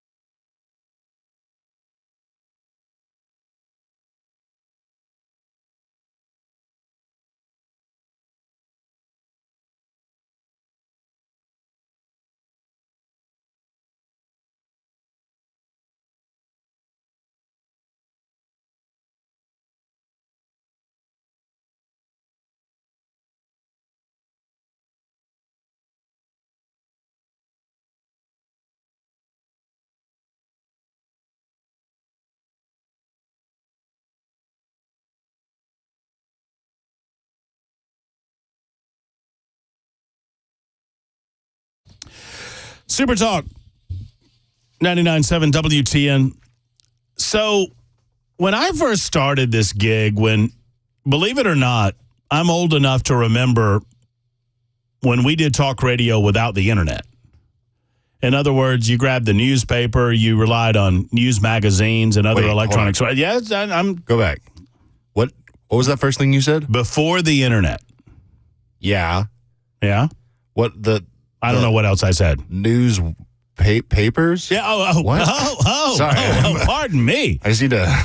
Well, let old man listen. That's a much longer discussion. Let old man Harper back there in the newsroom explain to you what news. There was a time. I know I can explain it. Jay can help. So there was a time, Mason. What is this? When there were people that would look over the internet and gather the most important stories on the internet and print them for you. Wait, but you said this was before the internet. Well, we called those newspapers. You said this was before the internet. That's true. Hold on. Yeah, back in the old days, you actually had a teletype. Well, we'd have to get into a discussion about what that is. But yeah, you had the AP and the UPI machine. Oh, man, remember those machines, Jay? Oh, gosh, yeah. You know, I still have purple fingers from changing the ribbons on those things. I ain't changed one since 1988. Now, I never worked with one because by the time I worked, there was dot matrix, or there were those old dot. But I remember when I was a kid going into my dad's radio station and going into one room that had that particular smell, and it had the big gray machines, and it was... Yep, and whenever there was when there was an alert or breaking news, bells. Bing, bing, bing, bing, bing, bing. Oh, man. Oh, yeah. Oh, yeah. Those were the days. Those were the good old days, sonny boy. That's right there, you young whippersnapper. Interesting. And that was magically, they called the UPI AP room the internet room. No pornography to be found in there, just hard news. Anyway. Maybe the occasional comic strip, maybe? Yeah, every once in a while. Yeah. Man, oh man, remember comics? That was the only thing I looked forward to on newspapers. Is my mom would take the coupons, and I'd be like, give me that. Give me that. Comics are kind of dead. Well, I enjoyed reading box scores, and, man. I mean, you can find those online, but still. It's not the same thing, Jay. I know it. Absolutely. While we're walking down memory lane, Chris, I'll get to you in a second. I apologize. But, Jay, remember on Sunday, the Sunday paper had the season averages, right? American League, National League, and you could look where your favorite, like for me, it was the Atlanta Braves. You could look where your favorite Brave ranked in terms of batting average, home runs, and all of that. I know, man. So great. Yeah, it was. Spend hours doing that stuff. Yeah. Nowadays, not so much. You found what? I found it. How was it? Well, yeah, there we go. That's it, man. I was like, I knew I saw it. I was looking through sounds earlier today, and you brought it up, and I was like, I know where that is. I'm Jay Hopper. That's right. ABC News. That's right. Breaking news. Now this hour. Yep. Got to change that ribbon out every once in a while, too. All right, so let me back up on this because I have a candidate for state senate on the line, and we're going to get Chris in here before, at some point, if not before the end of June, then certainly within July, because he's running against Farrell Hale. And Farrell Hale was one of the sponsors of SB 126. And I mentioned SB 126 with Jack Johnson, and I assume that's why Chris Spencer is calling me, because Jack defends Farrell on this. Now, I'm not necessarily taking sides. I just want to get to the truth on it. And Chris Spencer has made the point to say that, well, I'll let him speak for himself, but for those just catching up with this, Hale was one of the sponsors of 126. 126 was passed, I want to say it was signed into law in May of 2021. Now, this is 6 months before I got to town. So I can't really speak. I can't speak to the motivations of the people involved in it, except to trust people that talk to me about these things. And some suggest that Farrell Hale's motivation was to do something to prevent prepubescent puberty blockers from being used, and it seems like an oxymoron. Now, I've read enough to know that gay rights organizations didn't like this legislation, but they also didn't think it would do very much. And it was also obviously not worthy because they still conducted these types of things at Vanderbilt Medical Center anyway, and absolutely legally did so, because the SB 126 did not go far enough into the age of the child. That's what SB 1 had to repair. So I just want to lay that groundwork. So the Chris Spencer, they are campaigning in part, discussing with the people of Farrell Hale's district and Chris Spencer's district in the state Senate about what his motivations might have been. And I try to lay that groundwork to welcome Chris Spencer into the show. Hey, Chris, how are you? I'm great, Matt. Thanks for having me on. Hey, good to talk to you again. Yeah, I actually didn't get to hear Jack speak because I was actually door knocking, and I'm getting text messages. You got to call in. So I'm calling in. Well, Jack, I asked him about 126, and I asked him the question that some are suggesting that Farrell, was acting in a dishonest way when 126 was passed, and many of the members of the body obviously voted for it. Hindsight is clear that it did not, even if you don't suggest that the motivations were off kilter, it didn't do the job, and they had to go back and they had to repair the job with Senate Bill 1. Let me ask you this, and we'll start here, and I'll let you reflect on 126. Are you satisfied that SB 1 goes far enough? Are you satisfied that the laws that are being challenged at the United States Supreme Court level that were passed in the state of Tennessee, are you satisfied with those, Chris? Of course, and that's what should have happened in 2019 when some parents from Sumner County came to Senator Hale and asked him to take on the bill that Kay Ivey from Alabama was passing in Alabama, and he said he would do that. So as far as Senate Bill 126, Janice Bowling also had a bill in 2021 that made it very, very difficult for anybody under the age of 18 to be able to take puberty blockers for gender dysphoria, and that was blocked. And then, but basically, we put out the video of the debate from Farrell Hale and also from Dr. Kumar from the House, and it's clear. Senator Hale basically says, we are codifying, meaning we are going to make this law of what was going on at Vanderbilt Hospital. They were protecting Vanderbilt Hospital. That's what Senator Hale said. He used the word codify and told Vanderbilt Hospital, we're going to allow you to keep doing what you're doing. And that's why he put in the language of Tanner Stage 1, meaning that you couldn't give puberty blockers for anyone in Tanner Stage 1 for gender dysphoria, which is for a girl as young as 7 and for a boy 9 or 10 years old. And so that is what the law did. That's what they allowed Vanderbilt to continue and codified it, and that's what was going on. And even, in fact, Janice Bowling in 2022 put forth another bill in 2022 to stop all puberty blockers for gender dysphoria from anyone 18 and under, and it was blocked in the Health Committee and kept alive another year by Senator Hale. And it was only because of Matt Walsh. He was the only reason that the Republican Senate decided to do something else, and that's what Jack Johnson did with Senate Bill 1. Now, that's great. Senate Bill 1 is great.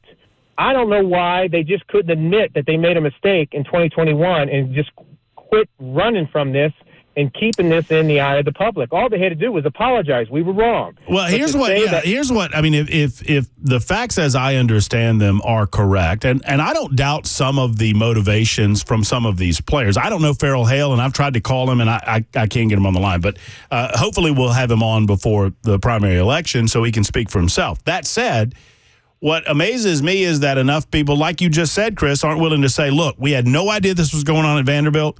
We had no idea that it was happening as we were passing some of this legislation. And obviously, had we known that, we would have done something differently, but we didn't. We're sorry, and we've corrected it. That's all you have to do. Yeah. But to blame me and to disperse me and call me a liar, for what? I was just bringing out the facts. It's not just that. I talked to senators. Senator Janice Bowling actually wrote a letter for me in support of everything that I was saying was true and factual about this bill. And so for anybody to say that I'm lying about this, we put the videos out on our Facebook for them to watch Farrell Hales and Dr. Kumar in their own words talk about during this. All right, let's listen to it together. I've got it pulled up. Thanks to our friends from the Tennessee Conservative News. They had it on their website. Let's listen. This is Senator Farrell Hale during the process of debating SB 126. Give me some, I'm going to need some audio there, Mason. Thank you. And here we go. Move Senate Bill 126 on third and final consideration with the purpose of bringing up the amendment that makes the bill. Any hormone treatment of gender dysphoria of children prior to puberty. What we're doing here is the current practice of medicine indicates that hormone treatment for gender dysphoria is not starting until after puberty begins. So this amendment simply ensures that this remains the case. This means anyone currently in Tanner 1 state which has not entered puberty. This just codifies what the medical folks say is already the standard of practice. So he said it codifies what the medical folks say is already the standard of practice. This was in 2021, I think, when this was being debated.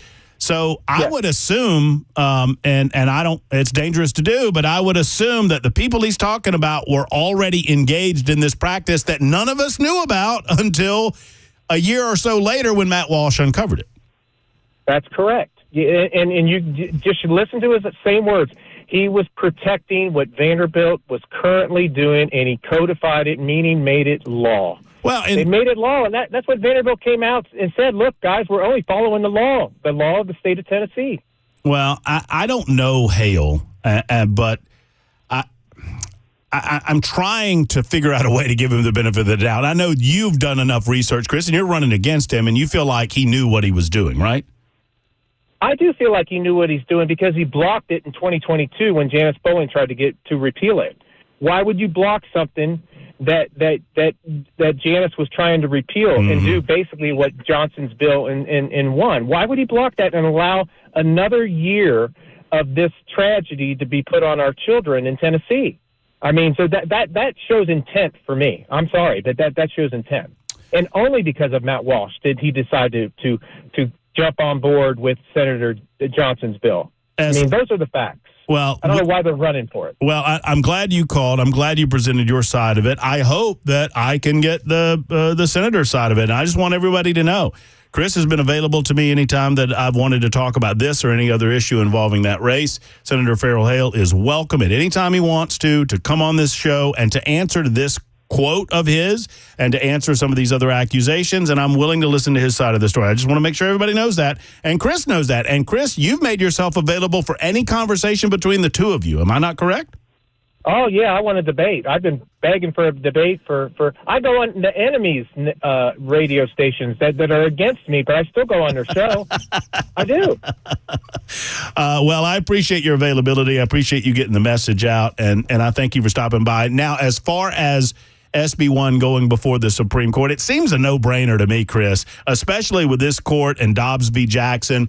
And, you know, I know some of us who are against abortion would love to see no abortions across the United States of America. That said, Dobbs throws it back to the states. It feels like consistency, you know, being the court's mantra. I would hope that they wouldn't do anything with this bill or this law, that is. Yeah.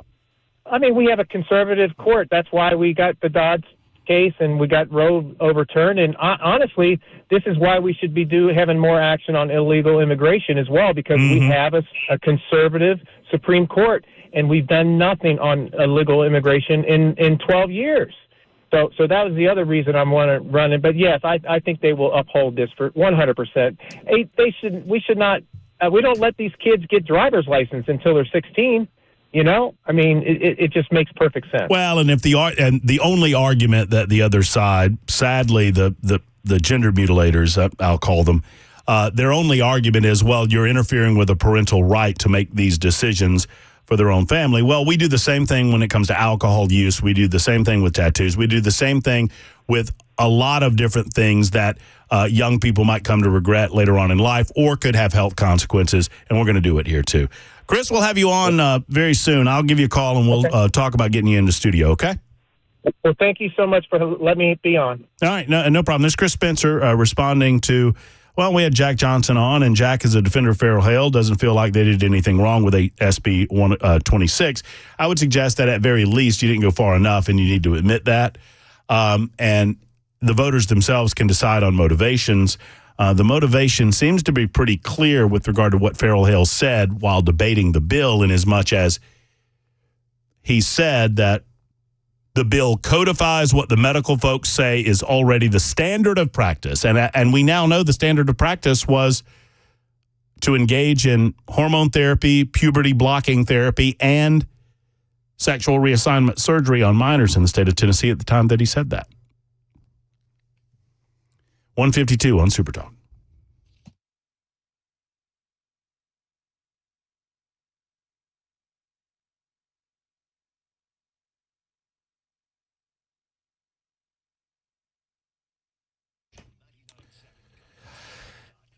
Friends, it's Matt Murphy, and you know I'm engaged in Locks for Trump. I'm on day 114 of these long flowing locks, and I would not have these long flowing locks if I did not go to PAI Medical just to make sure. Now, I did not have significant hair loss, but I was concerned about possibly hair thinning. And I knew, thanks to the PAI, or I now know, thanks to the PAI folks, that you can lose up to 50% of your hair before you notice that your hair's thinning.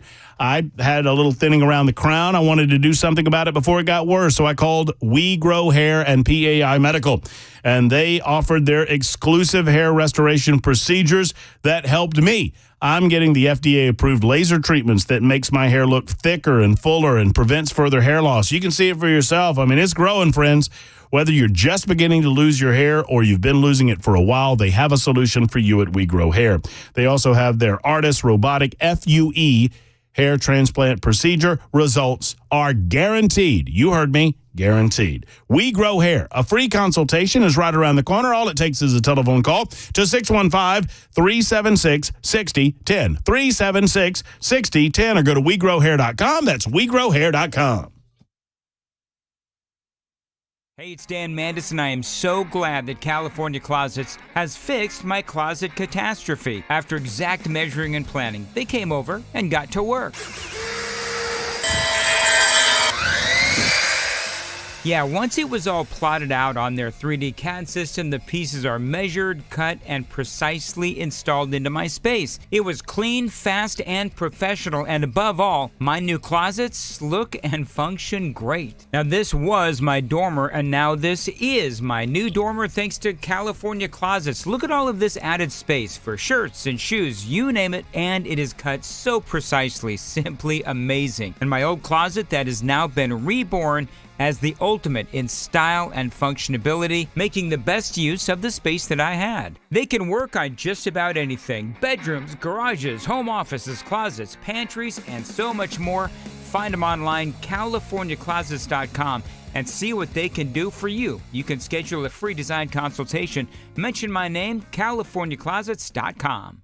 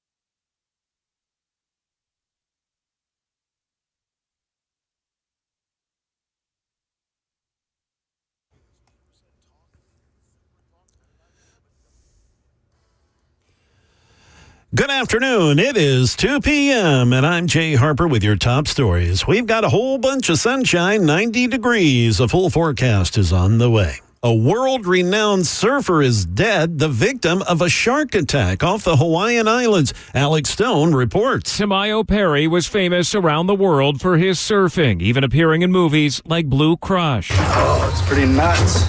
Broke my board. He was a professional surfer and a lifeguard attacked by sharks off the Oahu coast on Sunday. Honolulu's ocean safety acting chief announcing Miles' personality was infectious. His death is the 9th fatal shark attack off the Hawaiian Islands since record-keeping began in 1995. Perry also appeared in the 4th Pirates of the Caribbean film. He was 49 years of age.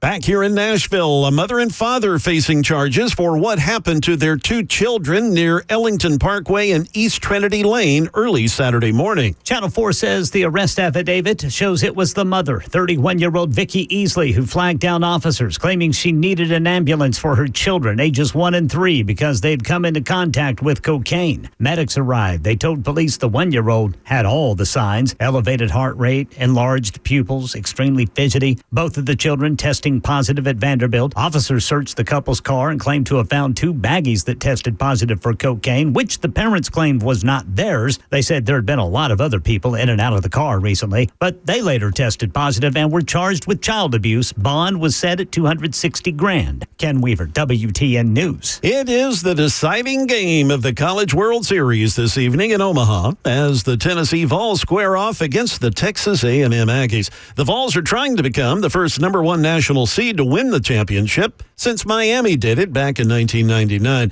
This will be the 5th World Series final since 2018 and the 2nd straight to go 3 games. The Volunteers, who lost the opener on Saturday 9-5, they have not lost consecutive games since March against Alabama. That is the latest news. Weather's next. I'm Jay Harper, WTN News. The guaranteed offer is the easiest way to sell your home. It's really simple. We bring you an all-cash offer. You close in as little as 21 days. No home inspections, no lockboxes, no open houses. Go to markspain.com to get a guaranteed offer and start packing.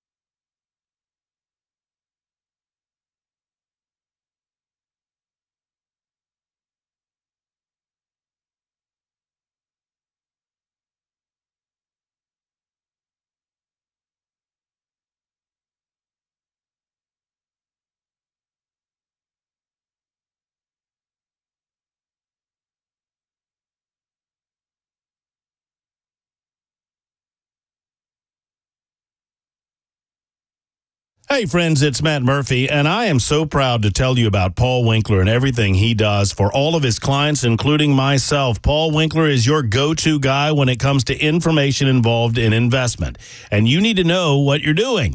And oftentimes when it comes to other guys, and I'm sad to say this, but it is true, you don't know a lot about what you're doing because they don't tell you. Education is key with Paul Winkler's methods. I mean, he believes in helping you understand what you're doing so that you have the comfort level, the trust level that so many of his clients have had for generations. You hear Paul every weekend on the radio on Super Talk 99.7 WTN from 3 to 6. Now, let's take it up a notch by becoming a client with Paul Winkler and get an advance notice of all of the educational opportunities that are out there and all of the investment opportunities that are out there. Only a small fraction of the financial industry are degreed planners, and at Paul Winkler's, he has 10 separate offices to choose from, and he has a chartered financial consultant or a certified financial planner in each one of them. Now, it behooves me to say that not only am I a client of Paul Winkler's, I also get paid to do this advertisement.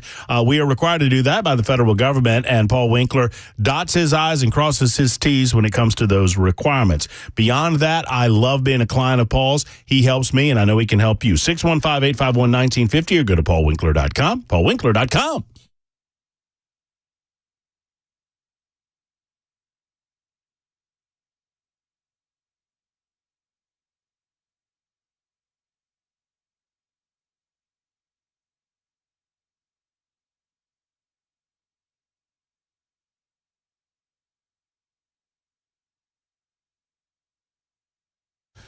It is Super Talk 99.7 WTN. Hello, hello, hello, hello. Hope everybody's doing well. It's the final hour of the Matt Murphy Show on Super Talk. We will check in this hour a little bit later on with Michael Patrick Leahy, who will join us. He is the editor-in-chief of the Tennessee Star. Two people that I know and appreciate, that would be Brian Wilson of The Drive on Super Talk 99.7 WTN, and Michael Patrick Leahy have been doing great work with regard to digging up additional information that the FBI, number one, and the Metro Nashville Police Department, number two, probably begrudgingly, but I say probably because I don't know, they are withholding what I consider to be, what many of us consider to be valuable information from the general public with regard to the Covenant School shooting. Understandably, it's emotional issues, it's emotional information, but it's information that is needed nonetheless. And Leahy was stymied in his efforts, at least in as much as he had a hearing to go to. We'll find out what the latest is coming up in just a few minutes on Super Talk 99.7 WTN. In the interim, your telephone calls at 615-737-9986, 615-737-WWTN. We got into a conversation about the Supreme Court's decision to take up SB 1. And then that backs up to a story regarding SB 1 and why it was necessary. Now, Tennessee was one of the first states that voted to limit the ability for underage individuals to have some of these procedures performed against them. And procedures like hormone treatments, puberty blockers, and even transgender surgeries. But it only targeted pre-pubertal minors, which is a difficult word for me to say. Infants, toddlers, young children. It did not go into those who are going through or post-puberty, but not the age of majority. And one wondered why. What was the purpose? Well, according to one of the bill's sponsors, Senator Farrell Hale's own words, he said that after consultation with some of the individuals involved in this industry, that they came up with that decision. Well, that turns out to be a horrible mistake because those very, I won't say those very individuals because I don't want to speak inartfully. The same organizations that were advising Farrell Hale about what was and was not going on in the state of Tennessee, they were not being forthcoming or truthful with regard to what was going on specifically at Vanderbilt University Medical Center, a story that was ultimately uncovered by Matt Walsh of the Daily Wire, where we learned that Vanderbilt University Medical Center had an ongoing transgender clinic. Unbeknownst to me, unbeknownst to you, and unbeknownst to many of these same lawmakers. All right, to speak on this, Tony is joining us out of Tennessee. And Tony, thank you for calling the show. How are you? Thank you so much. I'm doing good. How are you doing, Matt? I'm doing wonderful. Tell me what's on your mind. Good. Yeah, no, I wanted to, I'm a citizen out of Sumner County, Tennessee, and I wanted to speak into this because this is important for Tennesseans to understand. In 2019, as a mom, I'm a homeschool educator, stay-at-home mom. We have 4 children. And at the time, our daughter was 7 years old, and this was just burdening my heart. I was hearing about puberty blockers and mutilating surgeries, and I thought, man, it's heart-wrenching as a mother to hear that. And then I learned, Matt, that we had a transgender clinic in Nashville, a Vanderbilt transgender clinic. And then I also learned that, I'm thinking in my mind, well, this is probably for adults, right? Well, it wasn't. It was for children. And as you can imagine, my heart was just overly burdened. One thing led to another, talking to friends, and someone said, you need to talk to Bobby Petray. Well, if anybody doesn't know about Bobby, she is such a firecracker up there on Capitol Hill. And so I reached out to her, took her to lunch. Long story short, she said, is this a battle that you want to engage in? And I said, well, no, but I feel that as a Christian, God won't let me be silent. So she arranged for her and I and Senator Farrell Hill to meet. This was the summer of 2019 at Demas's restaurant in Hendersonville, Tennessee. And I said, so I've done my research, Senator Hill, and there is a bill out of Alabama called the Vulnerable Child Protection Act, and this will stop. It will eliminate puberty blockers. It will eliminate child surgeries and that are irreversible, by the way. And over that lunch, my husband popped by, so he was there to see that and meet Senator Farrell Hill. And I'm thinking, Matt, this guy's on my team. He's a Republican. He's a Christ follower. He's on my team, right?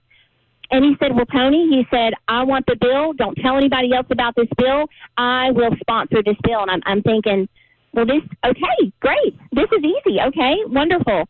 Only to learn when it was time for us to go back to Capitol Hill and talk to other people. I was met by Bobby Petray as soon as I got there that morning with my 7-year-old daughter, by the way. And she said, Senator Hill does not want to sponsor that bill. He's got a new one he wants to sponsor. And I walked into his office. I was fighting mad. I'm not a politician. I said, you know what? This might not be the way you guys do things up here, but I'm a mama on a mission, and this is wrong. And he very calmly looked at me and said, Mrs. Stockton, this bill will never pass. And I quote, he said, did you know I'm a farmer, Mrs. Stockton? And I said, no, I didn't know that. And he said, well, sometimes cows are born with 2 heads. And I looked at him, and I looked at my daughter, who's 7, and I stood up, and I respectfully, I said, you know what, sir? I said, I'm not really sure what that means. I said, but you're not the guy. And I walked out.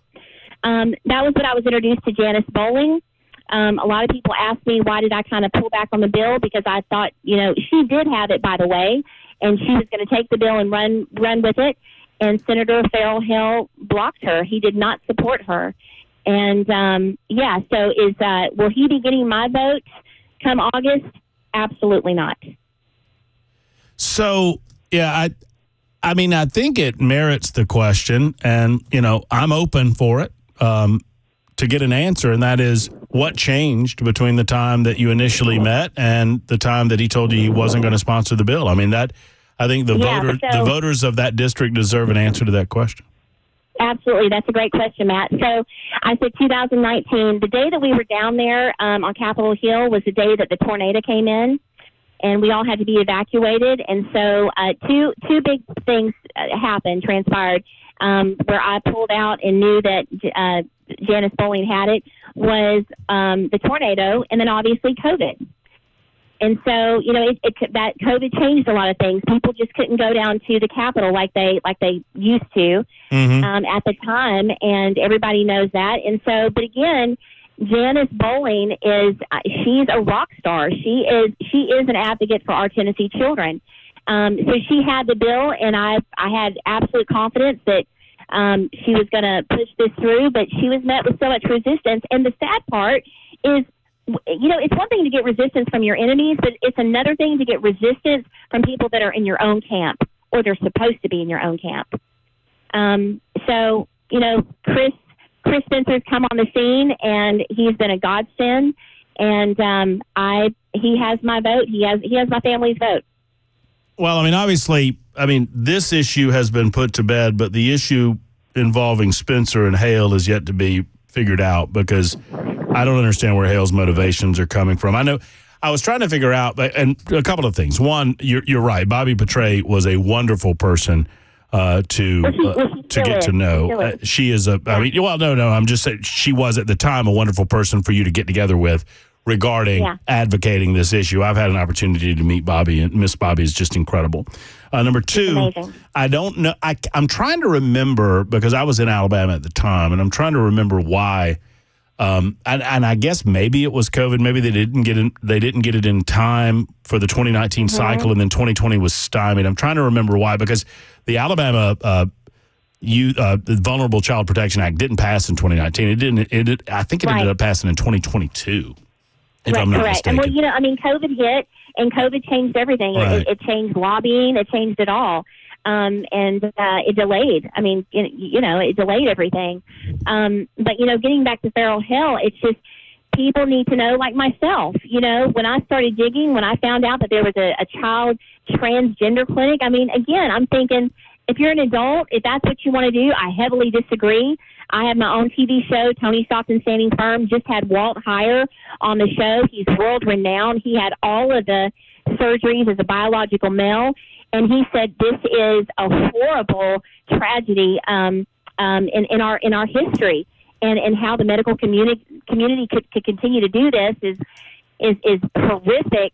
But again, my mindset was like, if you're an adult, I don't want you to do that, but we're talking about children, and to know that someone that I voted for, Matt, that's the hard part that people need to understand. A lot of conservative Republicans, Christian conservatives, they're the one and the same. We voted for Feral Hell only to learn his pockets run deep, former pharmaceutical or a pharmacist, and he did not protect the children of Tennessee until it was uncovered that he had not protected the children of Tennessee. Right. Well, and I'm not protecting Feral when I say this. I don't know Feral Hell. I wouldn't know him if he walked through the door. But none of those lawmakers did. It was they considered it. I've talked to some of them who have admitted as much, that they considered it to be a non-issue until it was uncovered that Vanderbilt was doing these procedures, and that was wrong. They didn't see it, and I'm not, and I don't know what Hale's motivations are. Have you had a chance? Did you ever talk to him after that? After you left the office with him to try to figure out? Because a lot of people are telling me that his motivations are money. And I would agree with that. I wholeheartedly agree with that, and I believe he's yes, 100% without a doubt. And I just, where is your loyalty to? I'm a Christian, Matt. I'm a Christian. I'm not a part-time Christian, and I'm just like, to protect a child. That's what we put you in office for. And these surgeries, they're irreversible. Well, it's just, he needs to get out. He needs to get out. And then on top of that, let's add, insult to injury. But he's not being truthful. Not owning it. And that's another huge character red flag for me. Right. And just saying, well, he's out. You understand this. If you have this television show of yours, you understand that for me, someone telling me that it's about the money is different than demonstrating the money trail and putting that together for the voters. So I don't, once again, I understand that there's a lot of very emotionally charged conversation going on in the midst of that Spencer Hale debate. And I frankly, I'll tell you this, if I were a voter in Sumner County, before Feral Hale got my vote, Feral Hale would need to explain all of this. And he's yet to do it.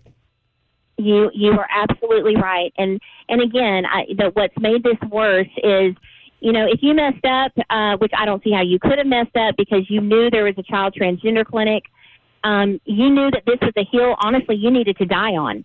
And he didn't do that. And I also feel like he misled other senators to come along with, to support the bill. And then, okay. So let's hold on a second. And you're saying that you knew that there was a transgender clinic in 2019? Absolutely.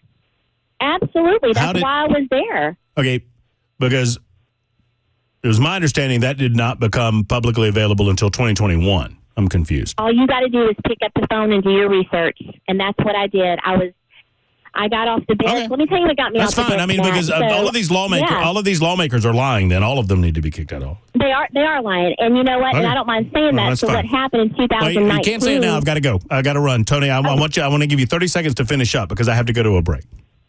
Yeah, just parents stand up, fight for these children in Tennessee. We need to fight for our children. Tony, thank you for calling in. Thank you for that valuable information. I appreciate you telling us your story. I really do. God bless you, Matt. Thank you so much. All right, take care. 20 after the hour on Super Talk.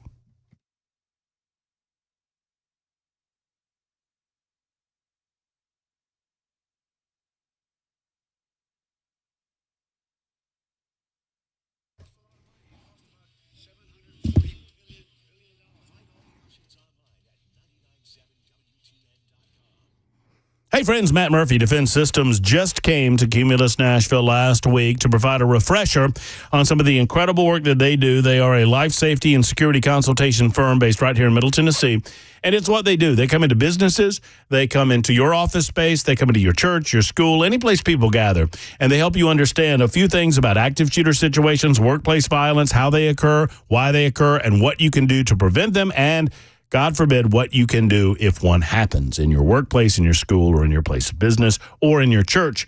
Site surveys and threat assessments are available for you as well. It's what they do at Defense Systems. They offer security consultation, emergency and intruder action plans, rapid response medical training, all customized to your facility and all available to you. They've trained over 200 schools in Middle Tennessee and beyond, well beyond, as a matter of fact, and they can train your facility as well. Brink Fiddler and the rest of his team do great work, and I encourage you, if you go to a place where people gather, you owe it to yourself to contact Defend Systems if you're a decision maker. DefendSystems.com, or here's the phone number, 236-6484, 236-6484. It's Defend Systems.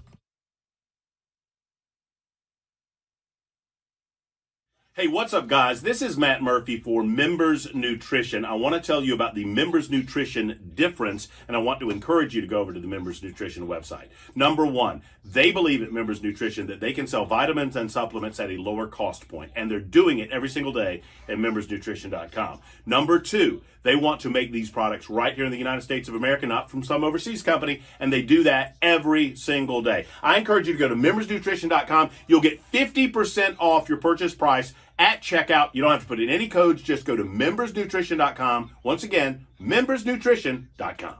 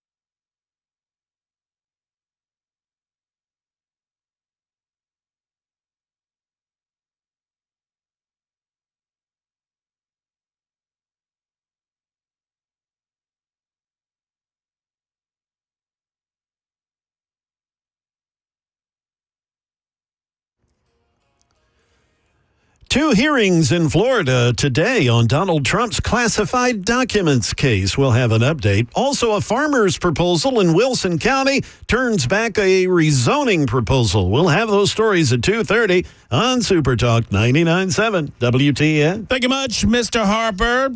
About 5 minutes until that newscast. Your call's coming up on the Matt Murphy Show on Super Talk 99.7 WTN. I feel like this has been a Monday, and I've forgotten how to talk.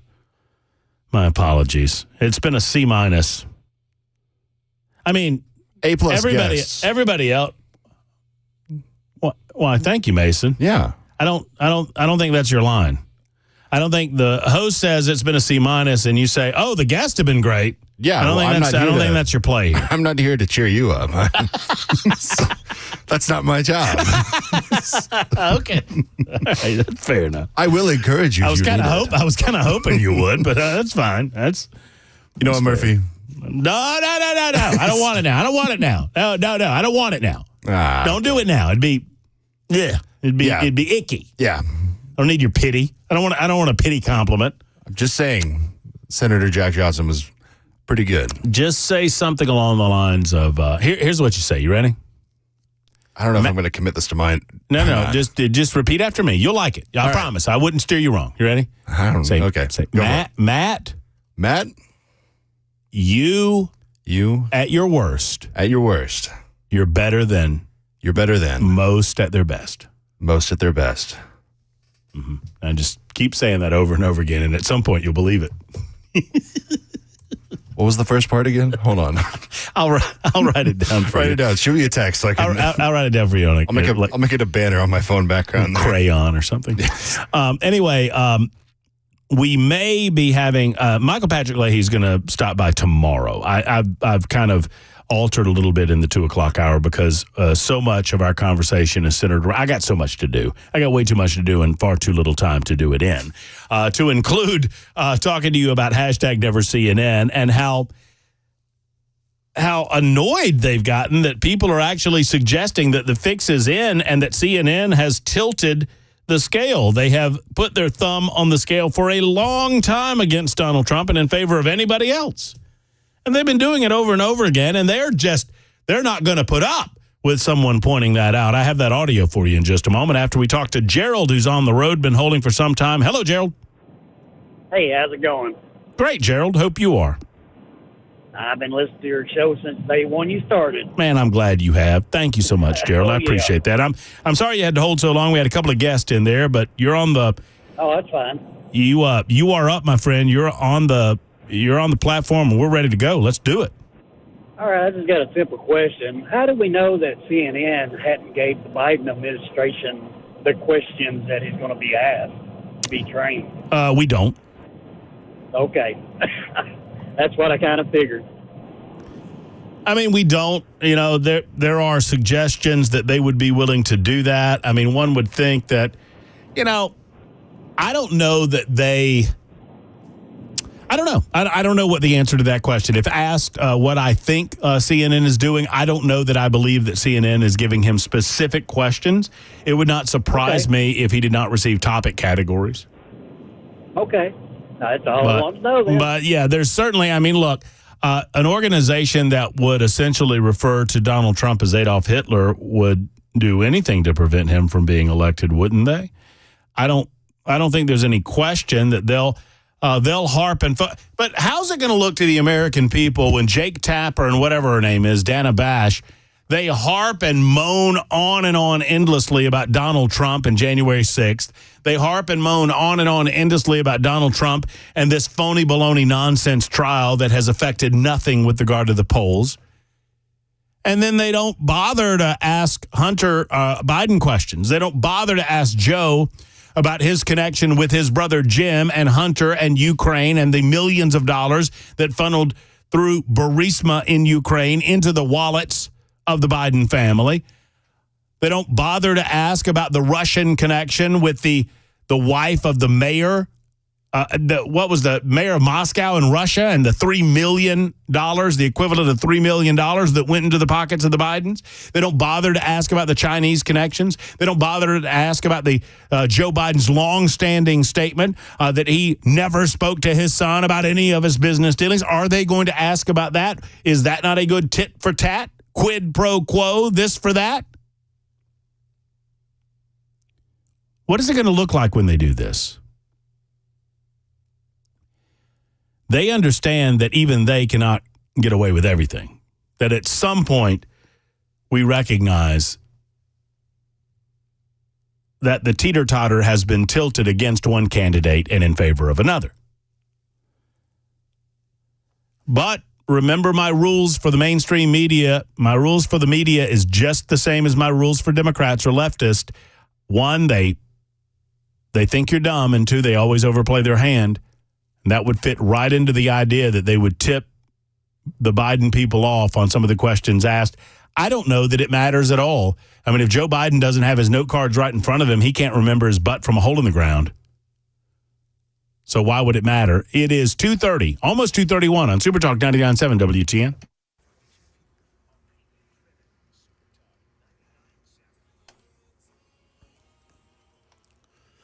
Coming up on 2:31, I'm Jay Harper with your top stories. Plenty of sunshine, 92 degrees on Music Row. A complete forecast is upcoming. In Florida, 2 hearings today in federal court on Donald Trump's handling of classified documents. The judge considering dismissing the case altogether based on the defense argument that special counsel Jack Smith was unlawfully appointed. ABC's Catherine Falders, she's in Florida. She didn't really indicate how she was going to rule on that, but Trump's lawyers are arguing that the whole case should be tossed based on that. Now, she was skeptical a bit, the judge was, of the Trump defense team's arguments on that. It's unclear exactly when the judge will rule. She also is weighing the prosecution's request for a limited gag order on the former president. Back here in Middle Tennessee in Wilson County this past Friday, farmers protesting the industrial rezoning of agricultural land starting at the Wilson County Fairgrounds. Organizers say more than 20 tractors and 200 people paraded over a mile through Lebanon to the county courthouse to speak at the Planning Commission meeting. The Wilson County Property Commission, they ended up voting against the land use and rezoning request. The county had considered an application to rezone 1,400 acres of land that is currently zoned as agricultural and changing it over to light industrial. It was to allow for the siting of a new industrial park by an out-of-state developer. That is the latest news. Weather's next. I'm Jay Harper.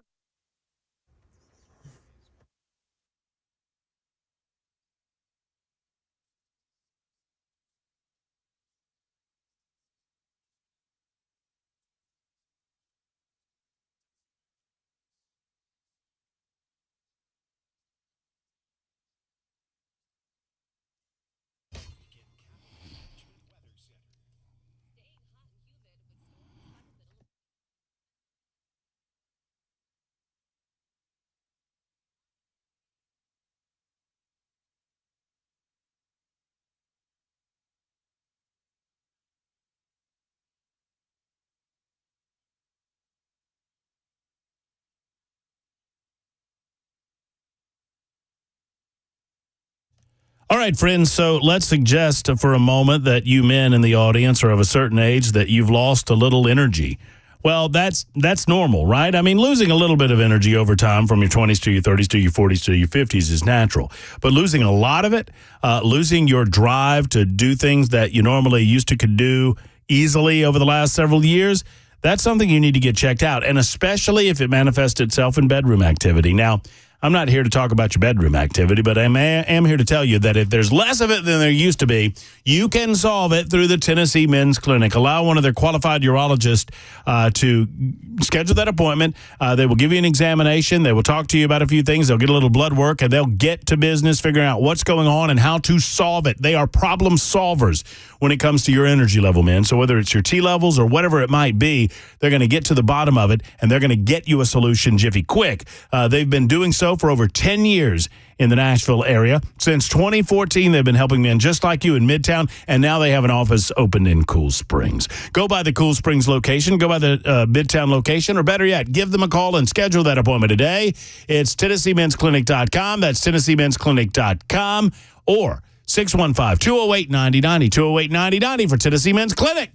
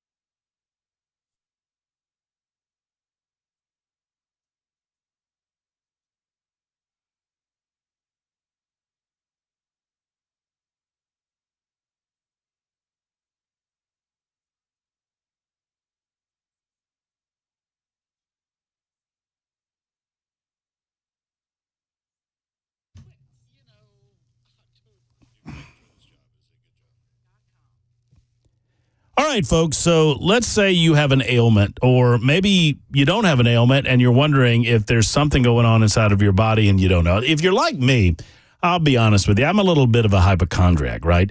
I worry about things happening inside of your body that you don't know about, just like I worry about things happening in my car that I don't know about. Well, I have a solution for you, at least from the body standpoint, and that is Kraft Body Scan. And right now, Kraft Body Scan is offering an incredible special. Normally, these heart and lung scans are about a $1,300 value, a little more. And right now, they're offering a couple's heart and lung scan for the month of June to celebrate the month and the fact that it is National Cancer Survivors Month. They're offering that for $99. That's an incredible value, folks, but it's right here, available for you for the final week of the month of June. Go to craftbodyscan.com to find out more. That's craftbodyscan.com. Early detection can obviously be life-changing. It's why Kraft Body Scan believes the path to better health starts with a proactive approach. That's exactly what they do. You don't need a referral. All you need to do is schedule that appointment. Sit down with them. You'll answer a few health-related questions. It's non-invasive. You keep your clothes on, and in about 8 minutes, they get the scan taken care of. And then we find out what's going on inside of there. Hopefully it's nothing, and you sleep better tonight. But if they catch something, you're going to catch it way early, and that's going to give you an opportunity to take care of business when it comes to your body. Be proactive. Prioritize your health. CraftBodyScan.com or call 615-436-1000. 436-1000.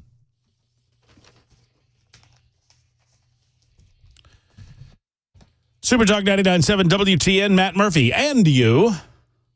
Thank you for being around. You know, I've had a couple of people asking me about Project 25 or 2025. I don't know what that is. Am I supposed to know what that is? I feel very exposed right now, as if I should know Are you going to talk about Project 2025? I don't know what Project 2025 is, so I can't talk about it. I can talk to Dan in Gallatin. Maybe he knows. Hey, Dan, how are you?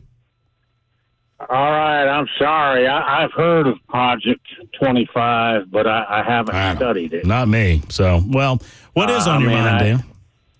I was going to ask you about these debates. Is there a specific format? I know I'm a lot older than you, but until the last debates, like you had the first debate used to be on domestic policy. The second debate used to be on foreign policy.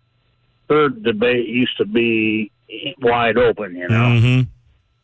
Have you heard anything about this? Because the reason I'm asking you this, CNN is obviously going to try to control the debate like they did 3 years ago.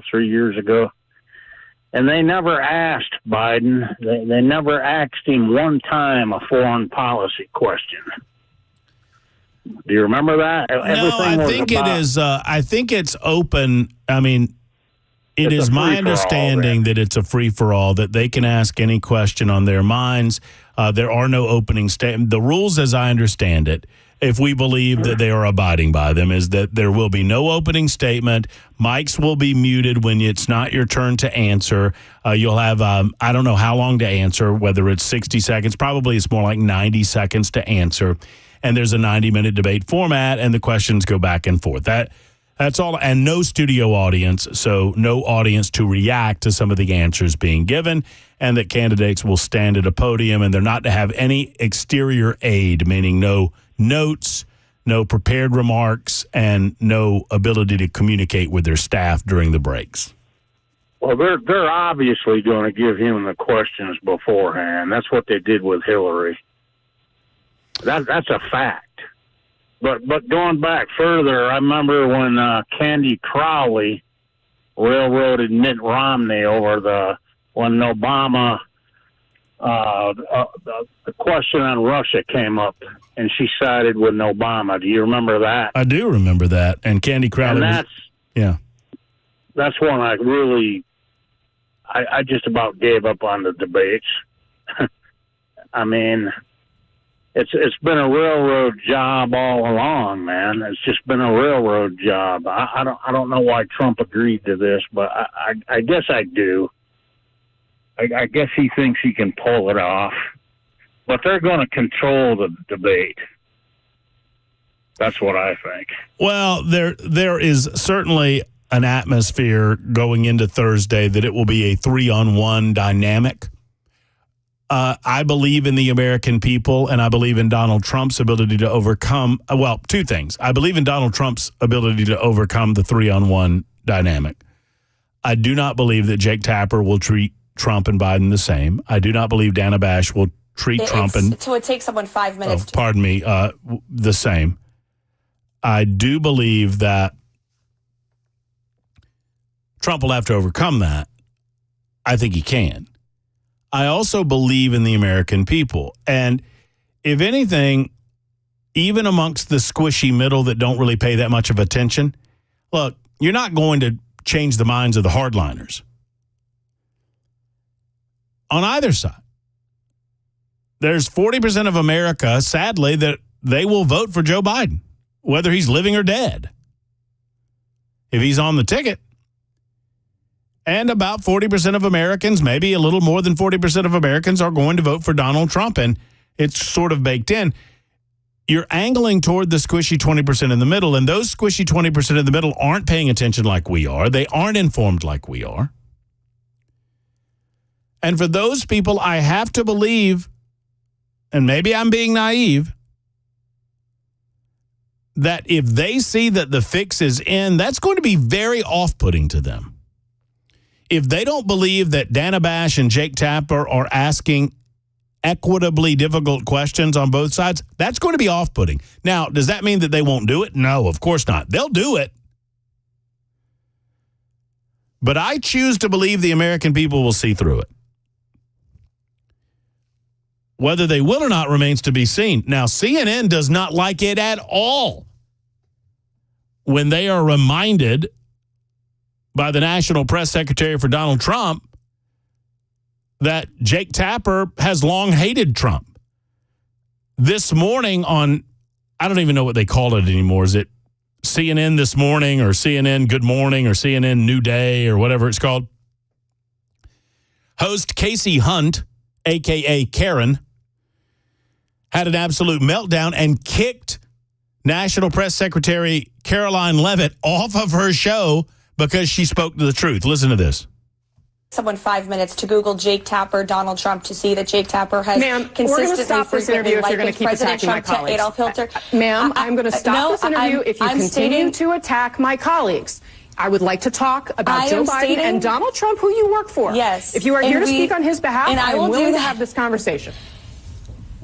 I am stating facts that your colleagues have stated in the past. Okay. Now, as I'm for sorry, this guys. debate, We're going to come back out to the panel. Caroline, thank you very much for your time. You are welcome to come back at any point. She is welcome to come back and speak about Donald Trump, and Donald Trump will have equal time to Joe Biden when they both join us now at later this week This lady's in Atlanta. She's for upset. this debate.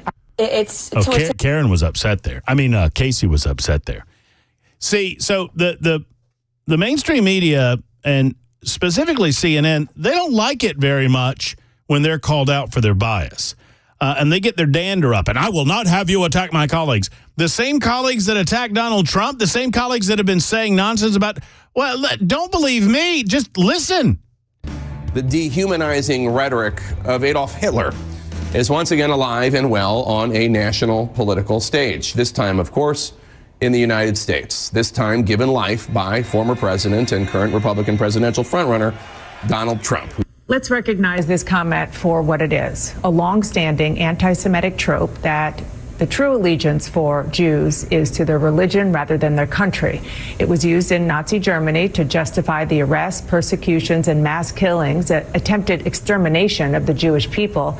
And Trump has been pushing this trope for years. He talks about the blood of America as being poisoned, echoing the same exact language used in Nazi Germany. All right, so there's Dana Bash and Jake Tapper and Joe Biden. They're all on the same page there, so one would just assume that they will all be on the same page come Thursday night. But that's okay. We'll be on the same page as well, and we hope you're on the page with us. We're at Hop Springs in Murfreesboro. Brian Wilson will be there from 3 until 7. Matt Murphy, Chris Hand, Dan Mandis, the whole gang. Hail, hail, the gang's all there, and we hope to see you. It's free to you and free to me. All you have to do is show up, buy yourself a beverage or two, enjoy yourself, and we will watch the proceedings together starting at 8 o'clock. That's after 5 full hours of broadcast, starting with Wilson at 3. He goes till 7. At 7 o'clock, all the four of us take over, and we'll have a bit of a roundtable discussion about what we anticipate from the debate, and then the debate starts at 8 o'clock. We will not be airing it on Super Talk 99.7 WTN. You'll hear Mark Levin. Obviously, we do not have that affiliation with CNN in order to enable us to do that, but we will air it live on site if you want to watch it with us and mock the proceedings at our leisure. That's coming up Thursday night, starting at 3 o'clock in the afternoon. Glenda is next in Morrison. Glenda, thank you for your call. I hope you're well. I am. I hope you're well also. Well, thank you. So, back to the lady who was talking about back in 2019, she knew about the program at Vanderbilt. Yes, ma'am. It was before that, because I had neighbors. My daughter actually dated this couple's oldest son. They lived in Murfreesboro. They had a younger son that they decided needed to be changed to a girl. So both of them were Vanderbilt nurses. So they took this younger child and moved to Nashville to start the gender reaffirmation process with this child that was 11 years old at the time. So it was going on. They may not have had the program set in place in 2019 because they were definitely doing it before then. And I know that for a fact. My issue was I'd like to know how this married couple, who the father was a Greek national, explained to his family still in Greece that the grandson and the nephew was no longer a grandson, was now a granddaughter. But that's for them to explain. So, yeah, I can support her story as to how long this Vanderbilt's been doing this program. Well, I mean, I don't doubt it, Glenda. What I'm fascinated by, and I'm not trying to make the perfect the enemy of the good. And I don't doubt that Tony, when she says, oh, I knew about this in 2019, I don't doubt that she did. I'm fascinated that it did not become more publicly available. I was not here at the time, so I can't speak to it. I'm just surprised that the information was not more publicly available, even given the secrecy of HIPAA laws. I mean, obviously, the medical community hides behind HIPAA laws in order to shield the public from certain aspects of what they do, especially in these controversial clinics. That's what the Texas Children's Hospital did, and it's the reason I asked the question last week. If Texas Children's Hospital is willing to go against the current law of the state of Texas and perform these procedures anyway, what are we doing with Vanderbilt Medical Center to make sure that Vanderbilt is not doing the same thing? So that's just that's just, it is what it is. I would not be surprised if they have not been performing these types of procedures from the beginning of them. But thankfully, hopefully, they're not performing them today. Most importantly, they're not performing them in 2024, at least as far as we know. As far as we know. One final thought, and it's just a side note of amusement. Do you know what Snopes is? I used to use Snopes with a fair amount of regularity. I don't anymore. Snopes was a fact-checking website. There were a lot of internet urban legends and myths running around back in the day. There are a few of them today, believe it or not. And Snopes was, for me, a trusted source at the beginning. I mean, I'm talking 10, 15, 20 years ago. Maybe not quite 20, but certainly 10 or 15 years ago, I would go to Snopes.com to fact-check information that would come across my desk. Wanted to make sure that I was providing correct information, and it was a source of good information, especially when it came to internet rumors. Well, sadly, Snopes went woke, and Snopes was no longer a trusted source when they decided to put their thumb on the scale with regard to what they covered and what they did not. Well, Snopes.com, despite their liberal lean, and it's a very strong liberal lean, they finally, 7 years late, decided to put up a fact check on Donald Trump and Charlottesville and whether or not Donald Trump called neo-Nazis very fine people. Of course he didn't. I can play the audio from that day. He obviously denounced the neo-Nazis. He denounced white supremacy, as he should, as we all should. But he also said that there were good people that were advocating against the removal of those monuments that day. That's the people he was talking about when he talked about very fine people on both sides. And the media completely misconstrued that message, completely misconstrued his statement, intentionally so, including the aforementioned Jake Tapper and Dana Bash.